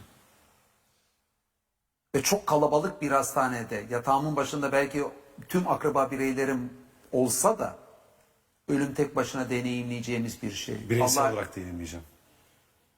Allah hesabımızı tek başına verir. Çok kalabalık bir uçak kazasında birisi ölse de ölüme tek başına gidiyor. Yatağının başucu kalabalık olsa da yani ölüm anı veya ölüm yerinin kalabalık olması elimizden birileri tutup Allah'ın yanında aşağı bize sahip çıkabilecek falan değil. Evet.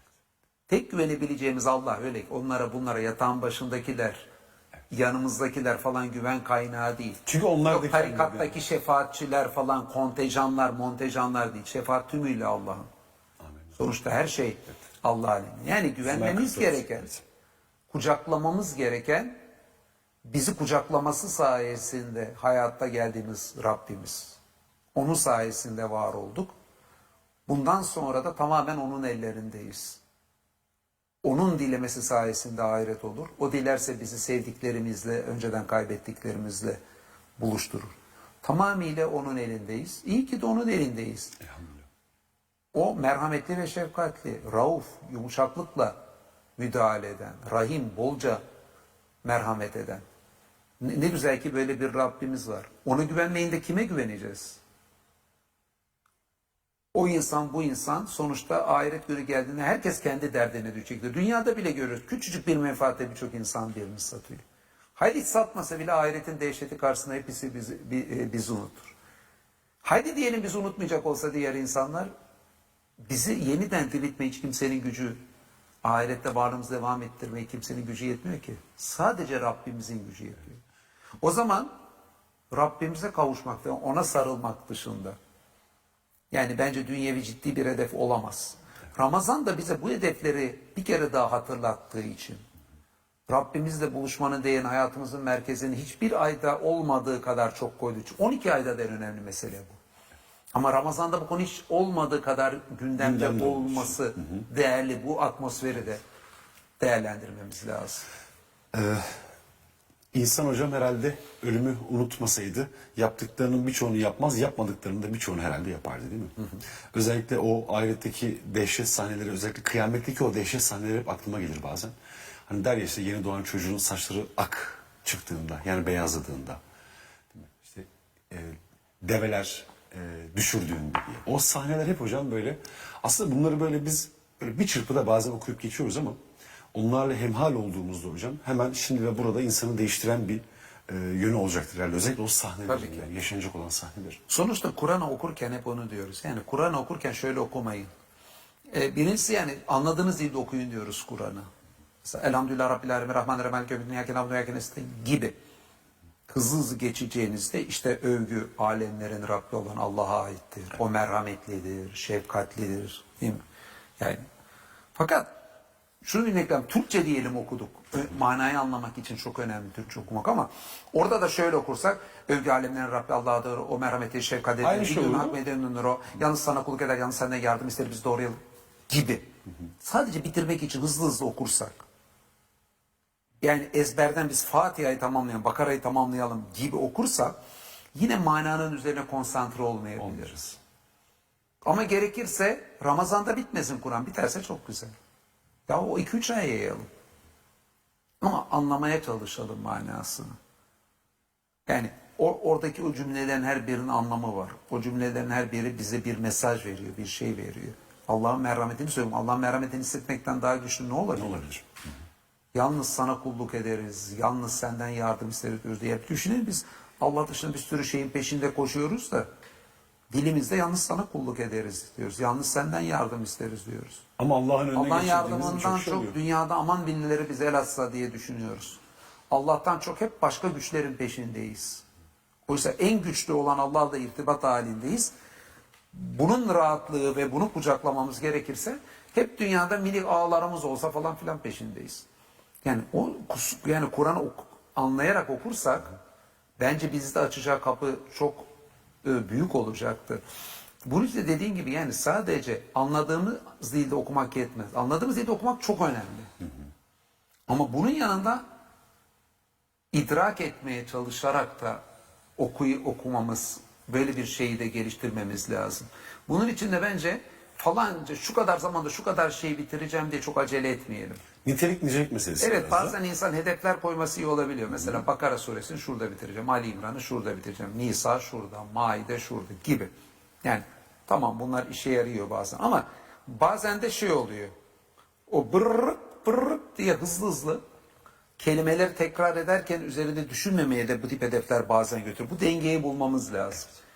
Yani hedef koyacaksak da yani üzerine düşünmemeye götürmemesine dikkat etmemiz lazım. Yani belki bize okuma disiplini vermesi açısından fayda olabilir. Ama hızlı bir şekilde böyle üzerine düşünmeden, yani sırf hızlı okumada insanı düşünmeden alıkoymaz. Bazen tane tane okursunuz ama yani okurken mesela ticarette işte şuna borç verdim bana borcunu iade edecek mi ile beraber Bakara suresini okursak ki başımıza değil mi ticaretle ilgilenen çok insanda Doğru. buna benzer bir şey olabilir. Olabilir. Yani şeyler olabilir. Yani onlar da dikkat edilmesi gerekli unsurlar. Yani sonuçta şeye çok önem veriyor ben. Yani Kur'an okumamızın kalitesini yükselterek Kur'an okuyalım. Kur'an okumanın kalitesini yükseltmekse demek Kur'an gerçekten samimi olarak anlamaya çalışarak, üzerine çalışarak Kur'an okumak demek. O yüzden Festaiz Billahimineşşeytanirracim diyor Kur'an. Yani Kur'an okumadan önce Allah'a sığın. Bütün ön yargılarını bir kenara bırak. Vahyi gökten gelen bir sofraya benzetirsek hocam onu iyi çiğnemek, çiğnedikten sonra yutmak gerekiyor herhalde. Olduğu gibi böyle yutmak değil. Ara vaktimiz geldi hocam. Aramızı Ne verelim. güzel. Aforizmalardan devam edelim tekrar. Evet. Efendim kısa bir ara sonrasında karşınızdayız.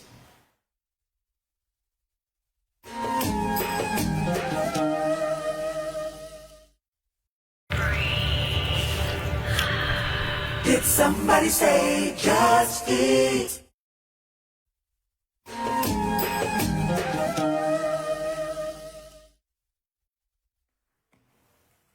Efendim karşınızdayız tekrar. Bugün konuğumuz Profesör Doktor Caner Taslaman ve kendisiyle birçok meseleyi, aforizmalar başlığı altında birçok meseleyi konuşuyorduk. Sevgili hocam, diğer bir aforizmamızda ise şöyle diyorsunuz.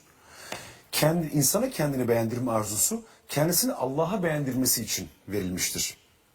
Başkalarını beğenmez kaygısıyla Allah'tan uzak durmaksa nasıl bir çelişkidir? Tabii şimdi şunu Allah'ın varlığını anlayan hemen anlar. Allah'ın varlığını anlamak demek beni yaratan Allah demek. Beni Allah'ın yaratmış olması demek bana içkin olan doğuştan gelen hani insan doğası dediğim özelliklerin de Allah tarafından yaratılması demek ki İslam düşüncesinde buna insan fıtratı diyoruz. Biliyorsun benim de zaten kitaplarımdan da insan fıtratı önemli bir başlık olarak yer alıyor.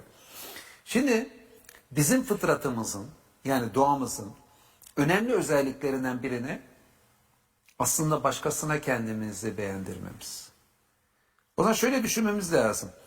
Şimdi bizde her insanda baktığımızda farklı kabilelerde de erkekte de kadında da güçlü bir şekilde bir kendini beğendirme isteği var. Bir kabilede belli bir boya sürmekle oluyor. Modern toplumda işte belli kokularla, belli kıyafetlerle, belli markalarla, şunla bunla oluyor. Yani tarihte kendini beğendirmenin unsurları değişiyor. Fakat insana içkin olan kendini beğendirme arzusu Daimi. değişmiyor. Niye? Çünkü bu insan doğasından kaynaklanıyor. İnsan aynı insan. Yani Kabileler insan de- aynı. Evet. İnsan değişen kültürle beğendirmenin araçları Araçlar değişiyor. değişiyor. Ama şu soruyu sormamız lazım. Bizim içimizde bir kendimizi beğendirme ile ilgili bir his var. En mantıklısı kime kendini beğendirmemiz olur? Şimdi En mantıklısı, en yüce olanı aslında. Tabii. Beni var eden aslında. Ve ahiret hayatında da hocam nasıl ve nerede duracağımı belirleyecek olan o sonsuz güç Rabbimiz eğer o zaman en makul olan da ona karşı kendimizi beğenmek. elbette. Tabii şunu düşünelim. Birisi bizim için ne kadar önemliyse ona kendimizi beğendirmeyi o kadar çok önemseriz. Mesela yolda geçen birçok kadındansa bizim daha çok önemseyip daha çok sevdiğimiz ve aşık olduğumuz kadın bizi beğensin İsteriz değil mi? isteriz. Veyahut da seyircilerin içinden en çok kimi önemsiyorsak onu beğendirmesini isteriz. Mesela Cem Karaca'nın mesela bir program vardır hatırlıyorum. Bir yere gittiğinde kendisini alkışlayan birçok kimse var. Ama onun aklında babasına kendisini beğendirmesi var. Niye? Çünkü onun zihninde en önemli kişi babası. Oradaki seyircilerin içerisinde. Kimi zaman insanın kendi çocuğu olabilir, babası olabilir, işte aşkı olabilir, şu olabilir, bu olabilir. Ama şunu görüyoruz. Veyahut da bir iş yerinde birçok kimse en çok işte patrona kendisini beğendirmek ister. Çünkü patron onun iş yerindeki maaşı veya birçok şeyini belirliyordur. Yani bizim için bir varlığın önemi arttıkça ona kendimizi beğendirmek diğerlerinden daha önemlidir. Evet. Peki olabilecek en önemli varlık ne? Sen demin söyledin. Geri kalan bütün varlığın önemini toplasak Allah yanında öneminden hiç kimsenin bahsedilemez. Sanmaz bile. Buradaki varlık sebebimiz Allah. Varlığımızın devam etmesi de Allah'ın bu evreni bizim varlığımızı devam ettirmesi sayesinde. Ahirette de yeniden varlığımızın oluşması Allah'ın bize bir lütfuyla olacak. Bu manzara içerisinde Allah'tan önemli olabilecek bir şey olmadığı gibi Allah'ın %1 önemli de bir şey olamaz. O zaman içimizdeki kendini beğendirme arzumuzun bizi yönettiği yer Allah'a kendimizi beğendirmek olmalı. Oysa biz ne yapıyoruz birçoğumuz? Falancalar bizi beğenmez diye, yok falanca gerici der diye, o bilmem ne der, şu bu diye Allah'a kendimizi beğendirmeyi bile kimi zaman bir kenara bırakabiliyoruz. Kullara takılı kalabiliyoruz. Kullara takılı kalıyoruz. Ya geri kalan insanlar bizi beğense ne olur? Bize gerici dese veya bizi ne bileyim dini yaşıyor diye alay etse, şu olsa bu olsa ne olur? Yani insanların bize beğenisine, hele dini konularda kınamalarına hiç aldırmamak lazım. Güçlü bir duruş göstermek. Peygamberler bununla ilgili çok güzel örnek. İşte peygambere Mecnun diyorlar, menfaati için din uydurdular diyorlar. Yok şair diyorlar. Şair demekten kasıtları yalancı aslında, bu vahiy diyor ama bu şair kendi uydurdu demek istiyorlar. Peygamberi kınayan böyle bir sürü sapkın diyorlar, iptal edici diyorlar, şunu diyorlar, bunu diyorlar. Yani bir sürü peygambere yönelik suçlama var. Hepsinde dik duruyor, mesajını iletmekten bir an geri kalmıyor. Niye? Ya kardeşim Allah beğeniyor beğenmiyor önemli. Yani geri kalan bütün insanlar kimse onu demiş bunu demiş. Ya hepsini toplasan ne önemi var? Şimdi biz peygamberimizden aktarım yaparken işte hep deriz. Sağ elime güneşi, sol elime ayı verseler ben davamdan vazgeçmem diye, ama iş pratik hayata gelince o duruşu sergilemek biraz Tabii ki. güç ister yani. Tabii günümüzde bir görüyoruz mesela, biz dinimizi yaşadığımız zaman bir bedel ödemek gerekiyorsa, yok falancaların alayı veyahut da ne bileyim bazen öyle bir iş yerleri olabiliyor ki o iş yerindeki işverenin siz uzaklaştırmaya kalkması gibi durumlar olduğunda birçok kimse bakıyoruz dinden taviz vermeye başlayabiliyor. Evet. Oradaki insanlara kendini beğendirmek için yapmayacağı söylemlerde bulunmaya veyahut da dini yaşantısında eksiltmeler yapmaya başlayabilir. Niye? X kişiler beğensin diye. O X kişilerden de dünyada bir menfaat olacak. İşte şunu unutmamak lazım. Bu dünya bizim ötekiyle imtihan olduğumuz bir dünya. Ve Kur'an'da geçen mesela önemli uyarılardan birisi neydi? Onlar kınayanın kınamasından korkmazlar. Korkmazlar, evet. Ha demek insanlar kınayanın kınamasından korkabiliyorlar. Geri adım atabiliyorlar. Evet. Ama Allah'ın beğendiği şey kendisine beğendirmeye çalışıp kınayanın kınamasından korkmayanlar. Yani bu çok önemli bence. Yani çünkü bizim başkalarına kendini beğendirmek için sarf ettiğimiz efor çok yüksek. Evet. Bizim için önemli olanın Allah'a kendimizi beğendirmek olduğunu anlarsak bence çok doğru bir yerde dururuz. Bize karşıt yapılan hamleleri hem şeytanın hem nefsimizin hem etrafımızdakinin yaptığı hamleleri çok başarıyla püskürtürüz. İbn Mesud'a atfedilen bir söz var hocam. Şöyle diyor. Müslüman olmak bir gruba dahil olmak değil, bir duruşa sahip olmaktır diyor. Yani Müslümanca bir duruş her çağda, her zeminde, şartlar ne olursa olsun kendi aleyhine gibi gözüken durumlarda bile o duruştan taviz vermemeyi de beraberinde gerektiriyor. Yani. Elbette. Dimdik durmak gerekiyor. Yine diğer aforizmanızda şöyle söylüyorsunuz. Allahsız yaşamak yüzeysel, sıkıcı, yavan, değersiz, çirkin ve anlamsızdır. Şimdi şöyle bir şey var. Çok enteresan bir şekilde ben fikirlerimi beyan eden bazı özlü sözleri bile sosyal medya ortamlarında da yayınlıyorum. Aforizma kitabıma daldım. Böyle nefsin varoluşu mesela sorguladım. Bu Ruhun 7 Çığlığı kitabında buna benzer çok sözüm vardır. Özellikle bu kitabımı tavsiye ederim. Bir de bütün kitaplarımın PDF'lerinin ücretsiz olarak sayfamda olduğunu da belirteyim.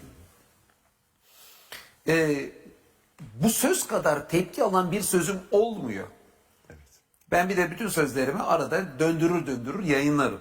Ya benim sitemde bana yardım eden arkadaşlar var. Yani 1-2 senede bir aynı söz bir kere daha gelir gündeme, yayınlanır. Böyle bir şey olduğunda bu sözde müthişiyle tepki geldiğini görüyorum. Bir kısım kendini hakaret olarak almış. Evet. Allahsız yaşamak. Şimdi bir kısmı da cevap yazıyor. Hep Allah'layız, Allahsız olunmaz ki sanki yani biz Allahsız olunmaz. Sen onu kastediyorsun. Evet. Tabii. Şimdi bir kere bir insanın mahareti bir sözde ne denmek istediğini anlamaya çalışması. Doğru. Onlar Allah'ı unuttular. Kur'an'da Allah onları unuttu deyince Allah haşa unutkandır demek istemiyor. Allah'ı unutan ne yapıyor? Allah kale almıyor. Bana ne Allah varmış yokmuş diyor. Allah da diyor ki kardeşim senin ihtiyaçların olacak. Ben de seni kale almayacağım demek anlamında değil mi? O sözün akıştan ne demek istediği anlatıyor. Allahsız yaşamaktan kastım benim haşa sen Allah'tan kaçandan Allah habersizdir değil. Hayatında Allah'a hiç yer vermeyen, Allah'ı önemsemeyen demek. Bunu bence normal bir Türkçesi olan herkes Anlayacaktır. anlayacaktır. Sonuçta bazıları normal bir Türkçelerde yokmuş gibi cevap verdikleri için açıklamak zorunda kalıyoruz. Yani Allahsız yaşamak. Sonra ben bunu bir felsefeci olarak değerlendiriyorum. Bunların ne olduğunu söylüyorum? Yüzeysel. Niye? Çünkü Allahsız yaşayan bir insana göre bu dünyaya tesadüfen gelmiş. Tesadüfen bu insana gelmişse bir insan baştan anlamsız bir şekilde bu dünyada var. O zaman yani birincisi bir kere anlamsız yaşamak orada söylediğin gibi çirkin ve yaman. Baştan anlamsız bir şekilde buradasın. Tesadüfen oluşmuşsun. Atomların Bir anlama- tesadüfen bir araya geldiğini... Anlama binaen burada değilsin. Tesadüfen buradaysan ne yaparsan yap gerçek anlam olmayacaktır o şey. Peki kendimiz anlam oluşturalım dediğimizde çünkü bazı ateist felsefeciler gerçek anlam yok bu hayatta demişler. Biz anlam oluşturalım. Anlam oluşturmaya kalktığında da Allah'ın varlığına inanmadığınız zaman her şey ölümle yok olacak demek. Böyle bir şey her şeyin yoklukta kaybolacak olması da çirkin, yaman ve değersiz bir şey. Çünkü bütün varlığı değersiz kılıyorsun. Ölümle her şey son bulacak. İnsanlığın bütün ürünleri, Russell da ondan dehşete kapılıyor söylerken, insanlığın bütün bilimsel ürünleri, köprüleri, sanatsal üretimleri, teknolojik üretimleri hepsi evrenin sonunda gelmesi kaçınılmaz, orada son bulacaklar. Bu resim içinde her şey anlamsızdır. Anlamsız olduğunda bir şeyle uğraşmak aynı zamanda sıkıcıdır. Evet. Yani ben oradaki hiçbir sözü atmasyon kullanmadım. Nitekim bu manzarayı değerlendiren birçok ateist de benimle aynı şeyi söylüyor. Ne diyorlar? Ateizmin kaçınılmaz olarak nihilizme götüreceğini söylüyor. Nihilizm de dediğim demek Allahsız yaşamayı onlar kabul ediyor. Allah yok diyor. Onlar da sıkıcıdır diyor, yamandır diyor, değersizdir diyor. Yani zaten nihilizm o demek. Yani hiçbir pozitif bu hayatla ilgili söylenecek bir şey yoktur demek nihilizm. Şimdi bazı böyle ateistler falan bir de bu ateistler Nietzsche gibi, Sartre gibi felsefecilere kamuya şuna buna atıf yapan felsefeciler, ateist felsefeciler. Ya sizin dediğiniz ateist felsefecilerin söylediklerinden de bu dediğim çıkıyor. Yani ondan bile haberiniz yok, bir de laf atmaya kalkıyorsunuz. Yani kısacası Allah'a inanmayanlar için nihilizm dışında başka bir kapı yoktur. Gerçek anlamda ümit, anlam, ışık, her şey ancak Allah'la yerini bulur. Elhamdülillah. Allah varsa anlam var diyoruz hocam değil mi? Allah Evet. varsa anlam var. Diğer bir aforizmanızda şöyle diyorsunuz hocam. Evrenin tümü doğa yasalarına göre işler. Ancak evrenin bütününün açıklaması doğa yasalarını aşar. Bu da tabii ki çok önem verdiği bir şey. değerli, Şimdi birçok kimse fiziğin ne yaptığını, biyolojinin ne yaptığını anlamıyor. Fizik ne yapıyor? Mesela çekim gücü yasasının, eğik atışın, optik yasaların nasıl işlediğini anlatıyor. Neden optik yasaların var olduğu bir evrendeyiz? Neden fizikte eğik atış ortaya çıktı? Niye çekim gücü yasası var? Fizik bunu açıklamaz. Neden bunların pekala çekim gücü yasasının olmadığı bir evren mantıken düşünebilir. Işık olmadan önce optik yasalar yoktu. Optik yasaların olmadığı bir evrende, ışığın olmadığı bir evrende pekala hayal edilebilir. Yani mantıken fizik yasalarının fiziki zaruretle mantıki zaruret ayrı. Mantıken fizik yasalarının olması zaruri değildi. Pekala bunlar olabilirdi. O zaman evrendeki yasalar buradaki işleyişi anlatıyorlar. Fakat ne oldu da bu yasalar var veya bütün olarak evren vardır sorusuna girdiğimizde fiziğin içinden sizin verebileceğiniz bir cevap var. Fiziğin kendisi yasaları tarif ederken yasaların nasıl ortaya çıktığını açıklamaz. Bunun açıklaması için felsefe ve ilahiyat gibi alanlara başvurmamız lazım. Ve bunun en iyi açıklamasının da benim Allah'ın 12 değerli kitabında gösterdiğim gibi bilinçli, kudreti ve ilmi yüksek bir yaratıcı tarafından her şeyin yaratılması. Yine şu örneğimi de birçok kimse anlıyor böyle bir örnek verince ne demek istediğimi. Mesela diyorum matematik cebinizdeki parayı açıklar kaç lira olduğunu. 3 tane yüzlük 6 tane 50'lik var. 6 tane 50'lik de 300 eder, 3 tane 100'lük de. Toplam cebinizde matematiğe göre 600 lira var. Ne yaptı matematik? Şimdi cebinizde kaç lira olduğunu tarif etti. Peki cebinize nasıl paranın girdiğini açıklamasını matematik verir mi? Vermez. Aynı şey fizikte, yani fiziğin evrenindeki yapıyı tarif etmesi evrenin açıklaması değil. Nasıl ki matematiğin cüzdanınızdaki parayı tarifi cebiniz o paranın nasıl girdiğinin açıklaması olmadığı gibi. Şimdi birçok kimse bunları karıştırıyor birbirine. Fiziğin, yasaların varlığını tarif etmesinin nasıl oldu da bunların olduğu bir evrendeyiz'i açıkladığını sanıyorlar. Yani fiziğin yapmadığı şeyi fiziğin yaptığını zannediyorlar. Bu da tabii bilim felsefesinden, işte fizik felsefesinden bence de habersiz olmalarıyla da ilişkili.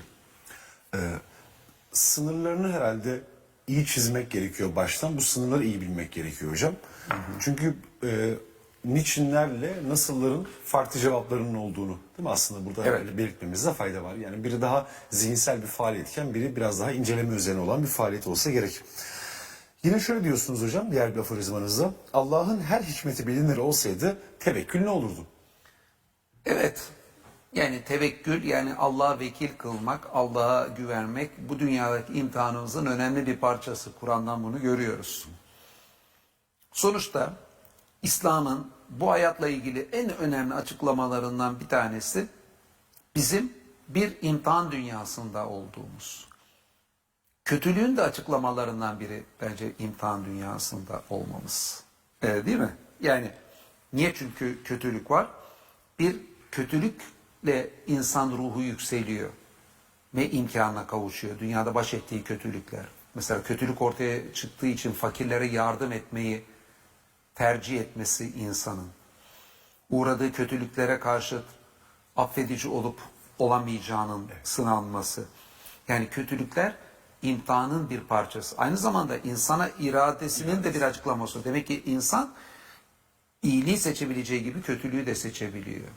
Bu sayededir ki Hazreti Musa ile Firavunlar çıkabiliyor. İnsan irade olmasaydı bunların ortaya çıkması düşünülemez, değil mi? Hazreti Musa'nın veya Firavun'un eşit olurdu. Çünkü iradesi olmadan otomat gibi davranıyorlarsa, yani Hazreti Musa ve Firavun aslında aralarında bir fark yok demektir. Yani özgür iradeleriyle bunu seçmesi. Yani. Artı ödül ve cezayı da hak edip hak etmeyecekleri anlamına gelmez, değil mi? O zaman ödül ve cezanın da bir anlamı kalmıyor. Evet, kısacası imtihan ortamında olmamız en temel birçok sorunun, neden kötülüğün var olduğunun veyahut da işte insana özgür iradesinin verilmesinin sebebinin olduğu gibi birçok şeyin açıklaması. Başımıza gelen musibetleri de bu pencereden okumak çok önemli değil mi? Tabii ki. O zaman biz bir imtihan dünyasında olduğumuzu anlarsak ona göre birçok şeye davranırız.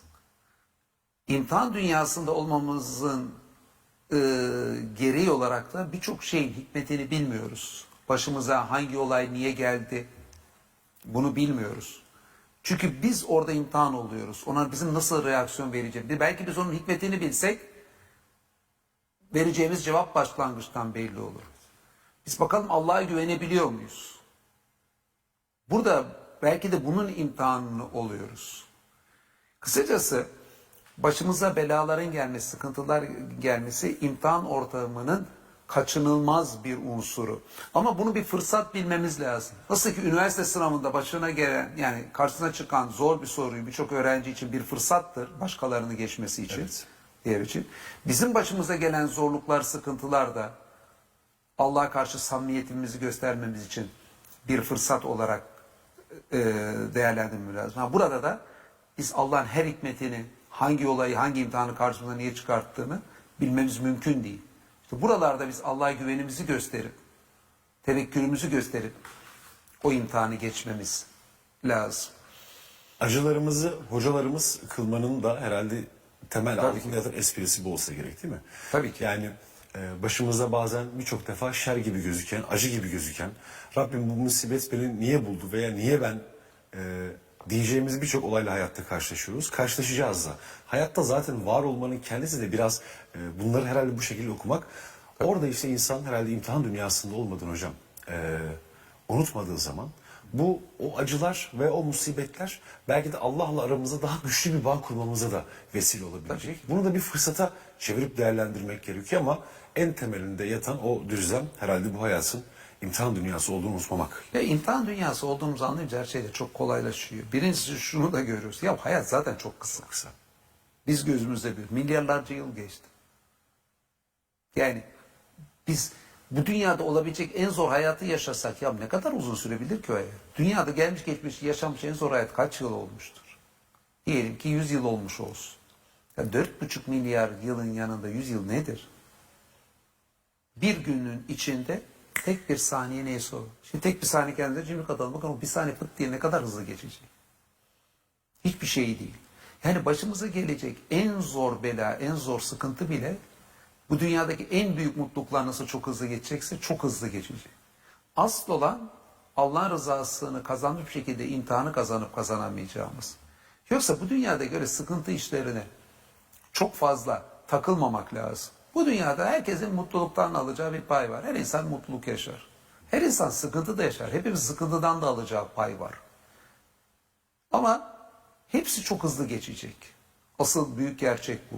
Ve Allah'ın rızasını kazanıp kazanmamada gerçek fark olacak. Çok bu dünyada sıkıntı mı, haz mı çektikte büyük fark oluşmayacak. Olur, evet. Gerçek fark Allah'ın rızasını kazandık mı kazanmadık mı tam olacak. Biz de ondan oraya konsantre olmamız lazım. Bu dünyadaki o mutluluk sıkıntı meselesini öyle çok kafaya takmaya değer bir şey değil. Çünkü zaten çok hızlı geçen dünyada kalıcı olmayan mutluluklarında, acılarında bence çok büyük bir önemi yok. Sağ olun hocam, teşekkür ediyorum. Yine son bir aforizmamız var hocam. Biraz bağlantılıydı aslında bunlar. Belaların en belalısına diklenerek diyelim ki biz Allah'a aitiz ve ona döneceğiz. Bu dünyada belayla, sıkıntıyla hangimiz karşılaşmıyoruz? Yani normal insan ömrü yaşayan herkes bir şekilde belalarla karşılaşacaktır. Ve hocam bu çok önemli değil mi? Bir parantez sadece. Kendi başımıza gelen bela ve musibeti de dünyanın en büyük şeymiş gibi Evet. insan adlandırır. Yani herkes kendi baktığı yere göre en büyük zorlukları ve en büyük sıkıntıları kendisinin yaşadığını mutlaka düşünür. Aslında demin söylediğim mantığa sahip olsak, zamanın dışına çıkıp da başımıza burada ne geliyorsa imtihanımızın bir parçası diye düşünsek ve başımıza ne geliyorsa gelsin, dünya hayatı çok kısa, zaten kısa süre geçecek. Yanlış bir hareket, bizim için önemli olan şey şu, yanlış bir reaksiyon vermemek. Yani diyelim ki bizi bir kızdırdı diye gidip de onu bunu öldürmeye falan diyelim kalkmamak. Veyahut da parasız kaldık diye bir yerde gidip de dolandırıcılık yapan, bize emanet edilen mallara hiyanet eden biri olmamak. Bizim için önemli olan imtihandan geçmek. İlla ki bu dünyada bir sıkıntı olacak, mutluluk olacak, bir bela olacak. Birçok insan yakınlarını kaybeder. Normal ömrü yaşayan insanlar çoğu anne babasını kaybediyor. Bir insanın anne babasının ölmesi bu dünyevi açıdan tırnak içi bir bela, bir sıkıntı, bir üzüntü değil midir? Bazıları kendi hayatında işte çocuğunun falan da ölümüne tanıklık edenler, kardeşlerinin oluyor ama genellikle anne babasına birçok insan ediyor. Ticarette de birçok insan, kimisi iflas yaşıyor, kimisi yaşamıyor ama iflas yaşamayanlar bile genel ticarette bir iniş çıkış, bir zorluk illaki yaşamıştır. Birçok insan insanlarla ilişkilerinde sorunlar yaşıyor. İftiraya uğrayabiliyor, arkasından dedikodusu yapılabiliyor, sevdikleri onu terk edebiliyor. Şu olabiliyor, bu oluyor. Yani bela bu hayatın kaçınılmaz bir parçası. Önemli olan bizim belaya karşı tavrımızın ne olacağı. Belaya karşı da bizim tavrımız şu olmalı. Biz Allah'tanız ve ona döneceğiz. Yani bunu dediğimiz zaman her bela küçülür. Bu da şu demek kardeşim, benim bu dünyadaki asıl işim Allah'la. Allah'a döneceğim. Yakınım öldü, inşallah ahirette onunla kavuşuruz. Ticarette iflas mı yaşadı? Olabilir, dünyanın parçası yani. Hayat öyle böyle iflaslarla, maddi sıkıntılarla yine devam ediyor. Kim ister iflasını? Kimse istemez ama imtihan olarak başıma geldiyse mecburen buna da katlanacağız. Evet. Yani belaya uğramayacak insan yok. Bizi farklı kılacak şey belaya karşı tavrımızın ne olduğu. Müslümana yakışan da belaya karşı dimdik durması. O refleks zaten bizim bir Müslümanın duruşunun kalitesini de göstermez mi hocam, değil mi? Tabii ki. Anlık verilen o ilk aslında refleksler kişinin o kulun Allah'la kurmuş olduğu arasındaki o diyaloğun en canlı, en hakiki göstergeleri. Tabii bir de yani şöyle de zannedeyim, mesela ben televizyonda konuşuyordum, bazen insan şöyle diyor, sana kolaydı sen yap. Ya ben olması gerekeni söylüyorum. Bunları yapamıyorsam benim de eksikliğim. Ben de çok eksiklikleri olan bir insan. Ben hiçbir zaman için yani televizyonda program yapıyorum, felsefeci ilahiyatçıyım diye kendimi örnek model. Çünkü ben olması gerekli ideal davranışı tespit edip yapılması gerektiğini anlatıyorum. Bunları anlatırken anlattıklarına bir de gerçek anlamda kendimim. Yani bunu da böyle bazen hani tevazu yapmak için falan söylemiyorum. Bu gerçek anlamda böyle. Ben de birçok bela karşısında yıkılmış olabilirim, şey yapmış olabilirim. Ama bu benim eksikliğim, biliyorum mantıken. Ben mantıken olması gerekeni, doğru olanı söylerken başkalarına, kendime de aslında söylüyorum. Söylüyorsunuz değil mi? Bunu da bazen şunu söylüyorum, yani programlarda anlatırken işte kolaydı haydi yapsana. Ya tamam, ben yapmadıysam da benim eksikliğim. Şuna ben çok eminim, halkımızın arasında öyle bilge teyzeler, amcalar var ki bu anlattıklarımı benim kadar güzel anlatamazlar. Ama eminim benden çok daha güzel uygularlar. Belaların karşısında Allah'a çok daha güzel tevekkül ederler. Allah'a karşı minnet duyguları çok yüksektir. Başta ne sıkıntı gelirse gelsin Allah'la bağları zayıflamaz, kopmaz. Halkımızın içinde bunları böyle güzel anlatamayacak olup da güzel uygulayan çok insan var. Yani bir şey anlatmak onu iyi yaptığının göstergesi değil. Ama sonuçta biz bir programda anlatıyorsak olabilecek en doğru şekilde Anlatmak, ifade en iyi şekilde anlatmaya çalışıyor. Bu yani biz kendimiz bunu en iyi şekilde yaptığımız için değil. Bunları anlatırken de ilham aldığımız Kur'an'dır.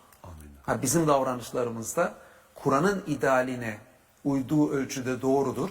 Kur'an'ın idealinden uzak olduğu ölçüde biz hatalıyız. Kur'an kıssaları da zaten biraz bunun için vardır değil mi? O yüzden Tabii ki. bize Allah'ın elçilerini anlatırlarken sadece böyle çok güzel anıları, çok güzel olaylara sadece yoğunlaşmazlar. Çektikleri sıkıntılara, başlarına gelen birçok problemi de mutlaka değinir. Tabii ki yani Kur'an soyut olarak da birçok şeyi anlatır. Ama somut olarak peygamber kıssalarının örneğini verir ki böyle oldu. Mesela Kur'an Allah rızası için cesur olup kınayanın kınamasından çekinilmemesi gerektiğini söyler. Değil mi? Şimdi bunu söyler. Ama Hazreti İbrahim örneğinde görüyoruz. Bütün kavmi ona karşı cephe almış. Kınamayı bırakıyorlar. Biz seni ateşe atacağız diye tehdit ediyorlar. Yok edeceğiz diye.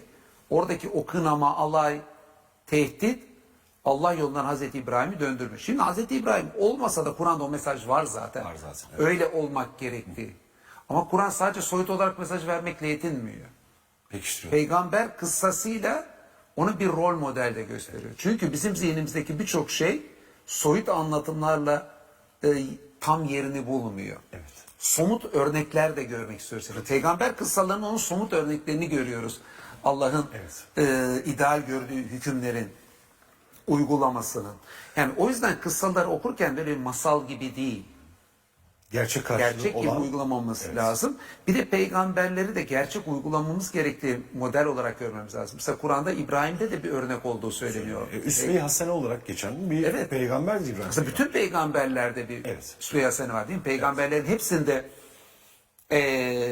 bizim rol için model. örneklik var. Şimdi peygambere insanüstü görürsek çok, ya o koskoca İbrahim yapmış canım, biz nasıl yapalım dersiniz. Hayır, o da etten kemikten biriyiz ama örnek bir insandı. Yani demek istenen şey şu, biz de insanız, o da insandı, biz onu uygulayabiliriz. Bak ama örnek bir insan işte. Örnek demek onun gibisini uygulayın demek. Onu o kadar yüceltin ki, değil mi? Yüceltmek aslında böyle sanki peygamber övgü gibi gözüküyor. Ama biz artık bu kadarını yapamayız anlamında yüceltmek, onu Kur'an'ın hedefinin dışına çıkarmak. O zaman sen aslında örnek olmaktan çıkarıyorsun. O yüzden peygamberleri örnek alınacak şahıslar olmayacak gibi yüceltmek, böyle adeta böyle tanrılaştırmak veyahut da işte o insanüstüydü demek, Kur'an'ın kıssa anlatımına ters bir yere peygamberdeki Ve bu insanların hocam aslında risaletine yapılabilecek en büyük saygısızlıklardan biri olsa gerek. Yerde yürürler çünkü iz bırakırlar. Tabii. İz bırakanlar ise takip edilebilirler ama yücelttiğimiz, havada uçurduğumuz her şey biz ancak ütopiktir. Evet. Hocam çok teşekkür ediyorum. Ben teşekkür ederim. Çok keyifli, çok güzel program oldu. Ayağınıza sağlık, geldiğiniz için de güzel yüreğiniz, ayağınız var olsun. Teşekkür ederim. Efendim bugün konuğumuz Profesör Doktor Caner Taslaman'dı. Yarın yine muhakemede görüşmek üzere. Selametle.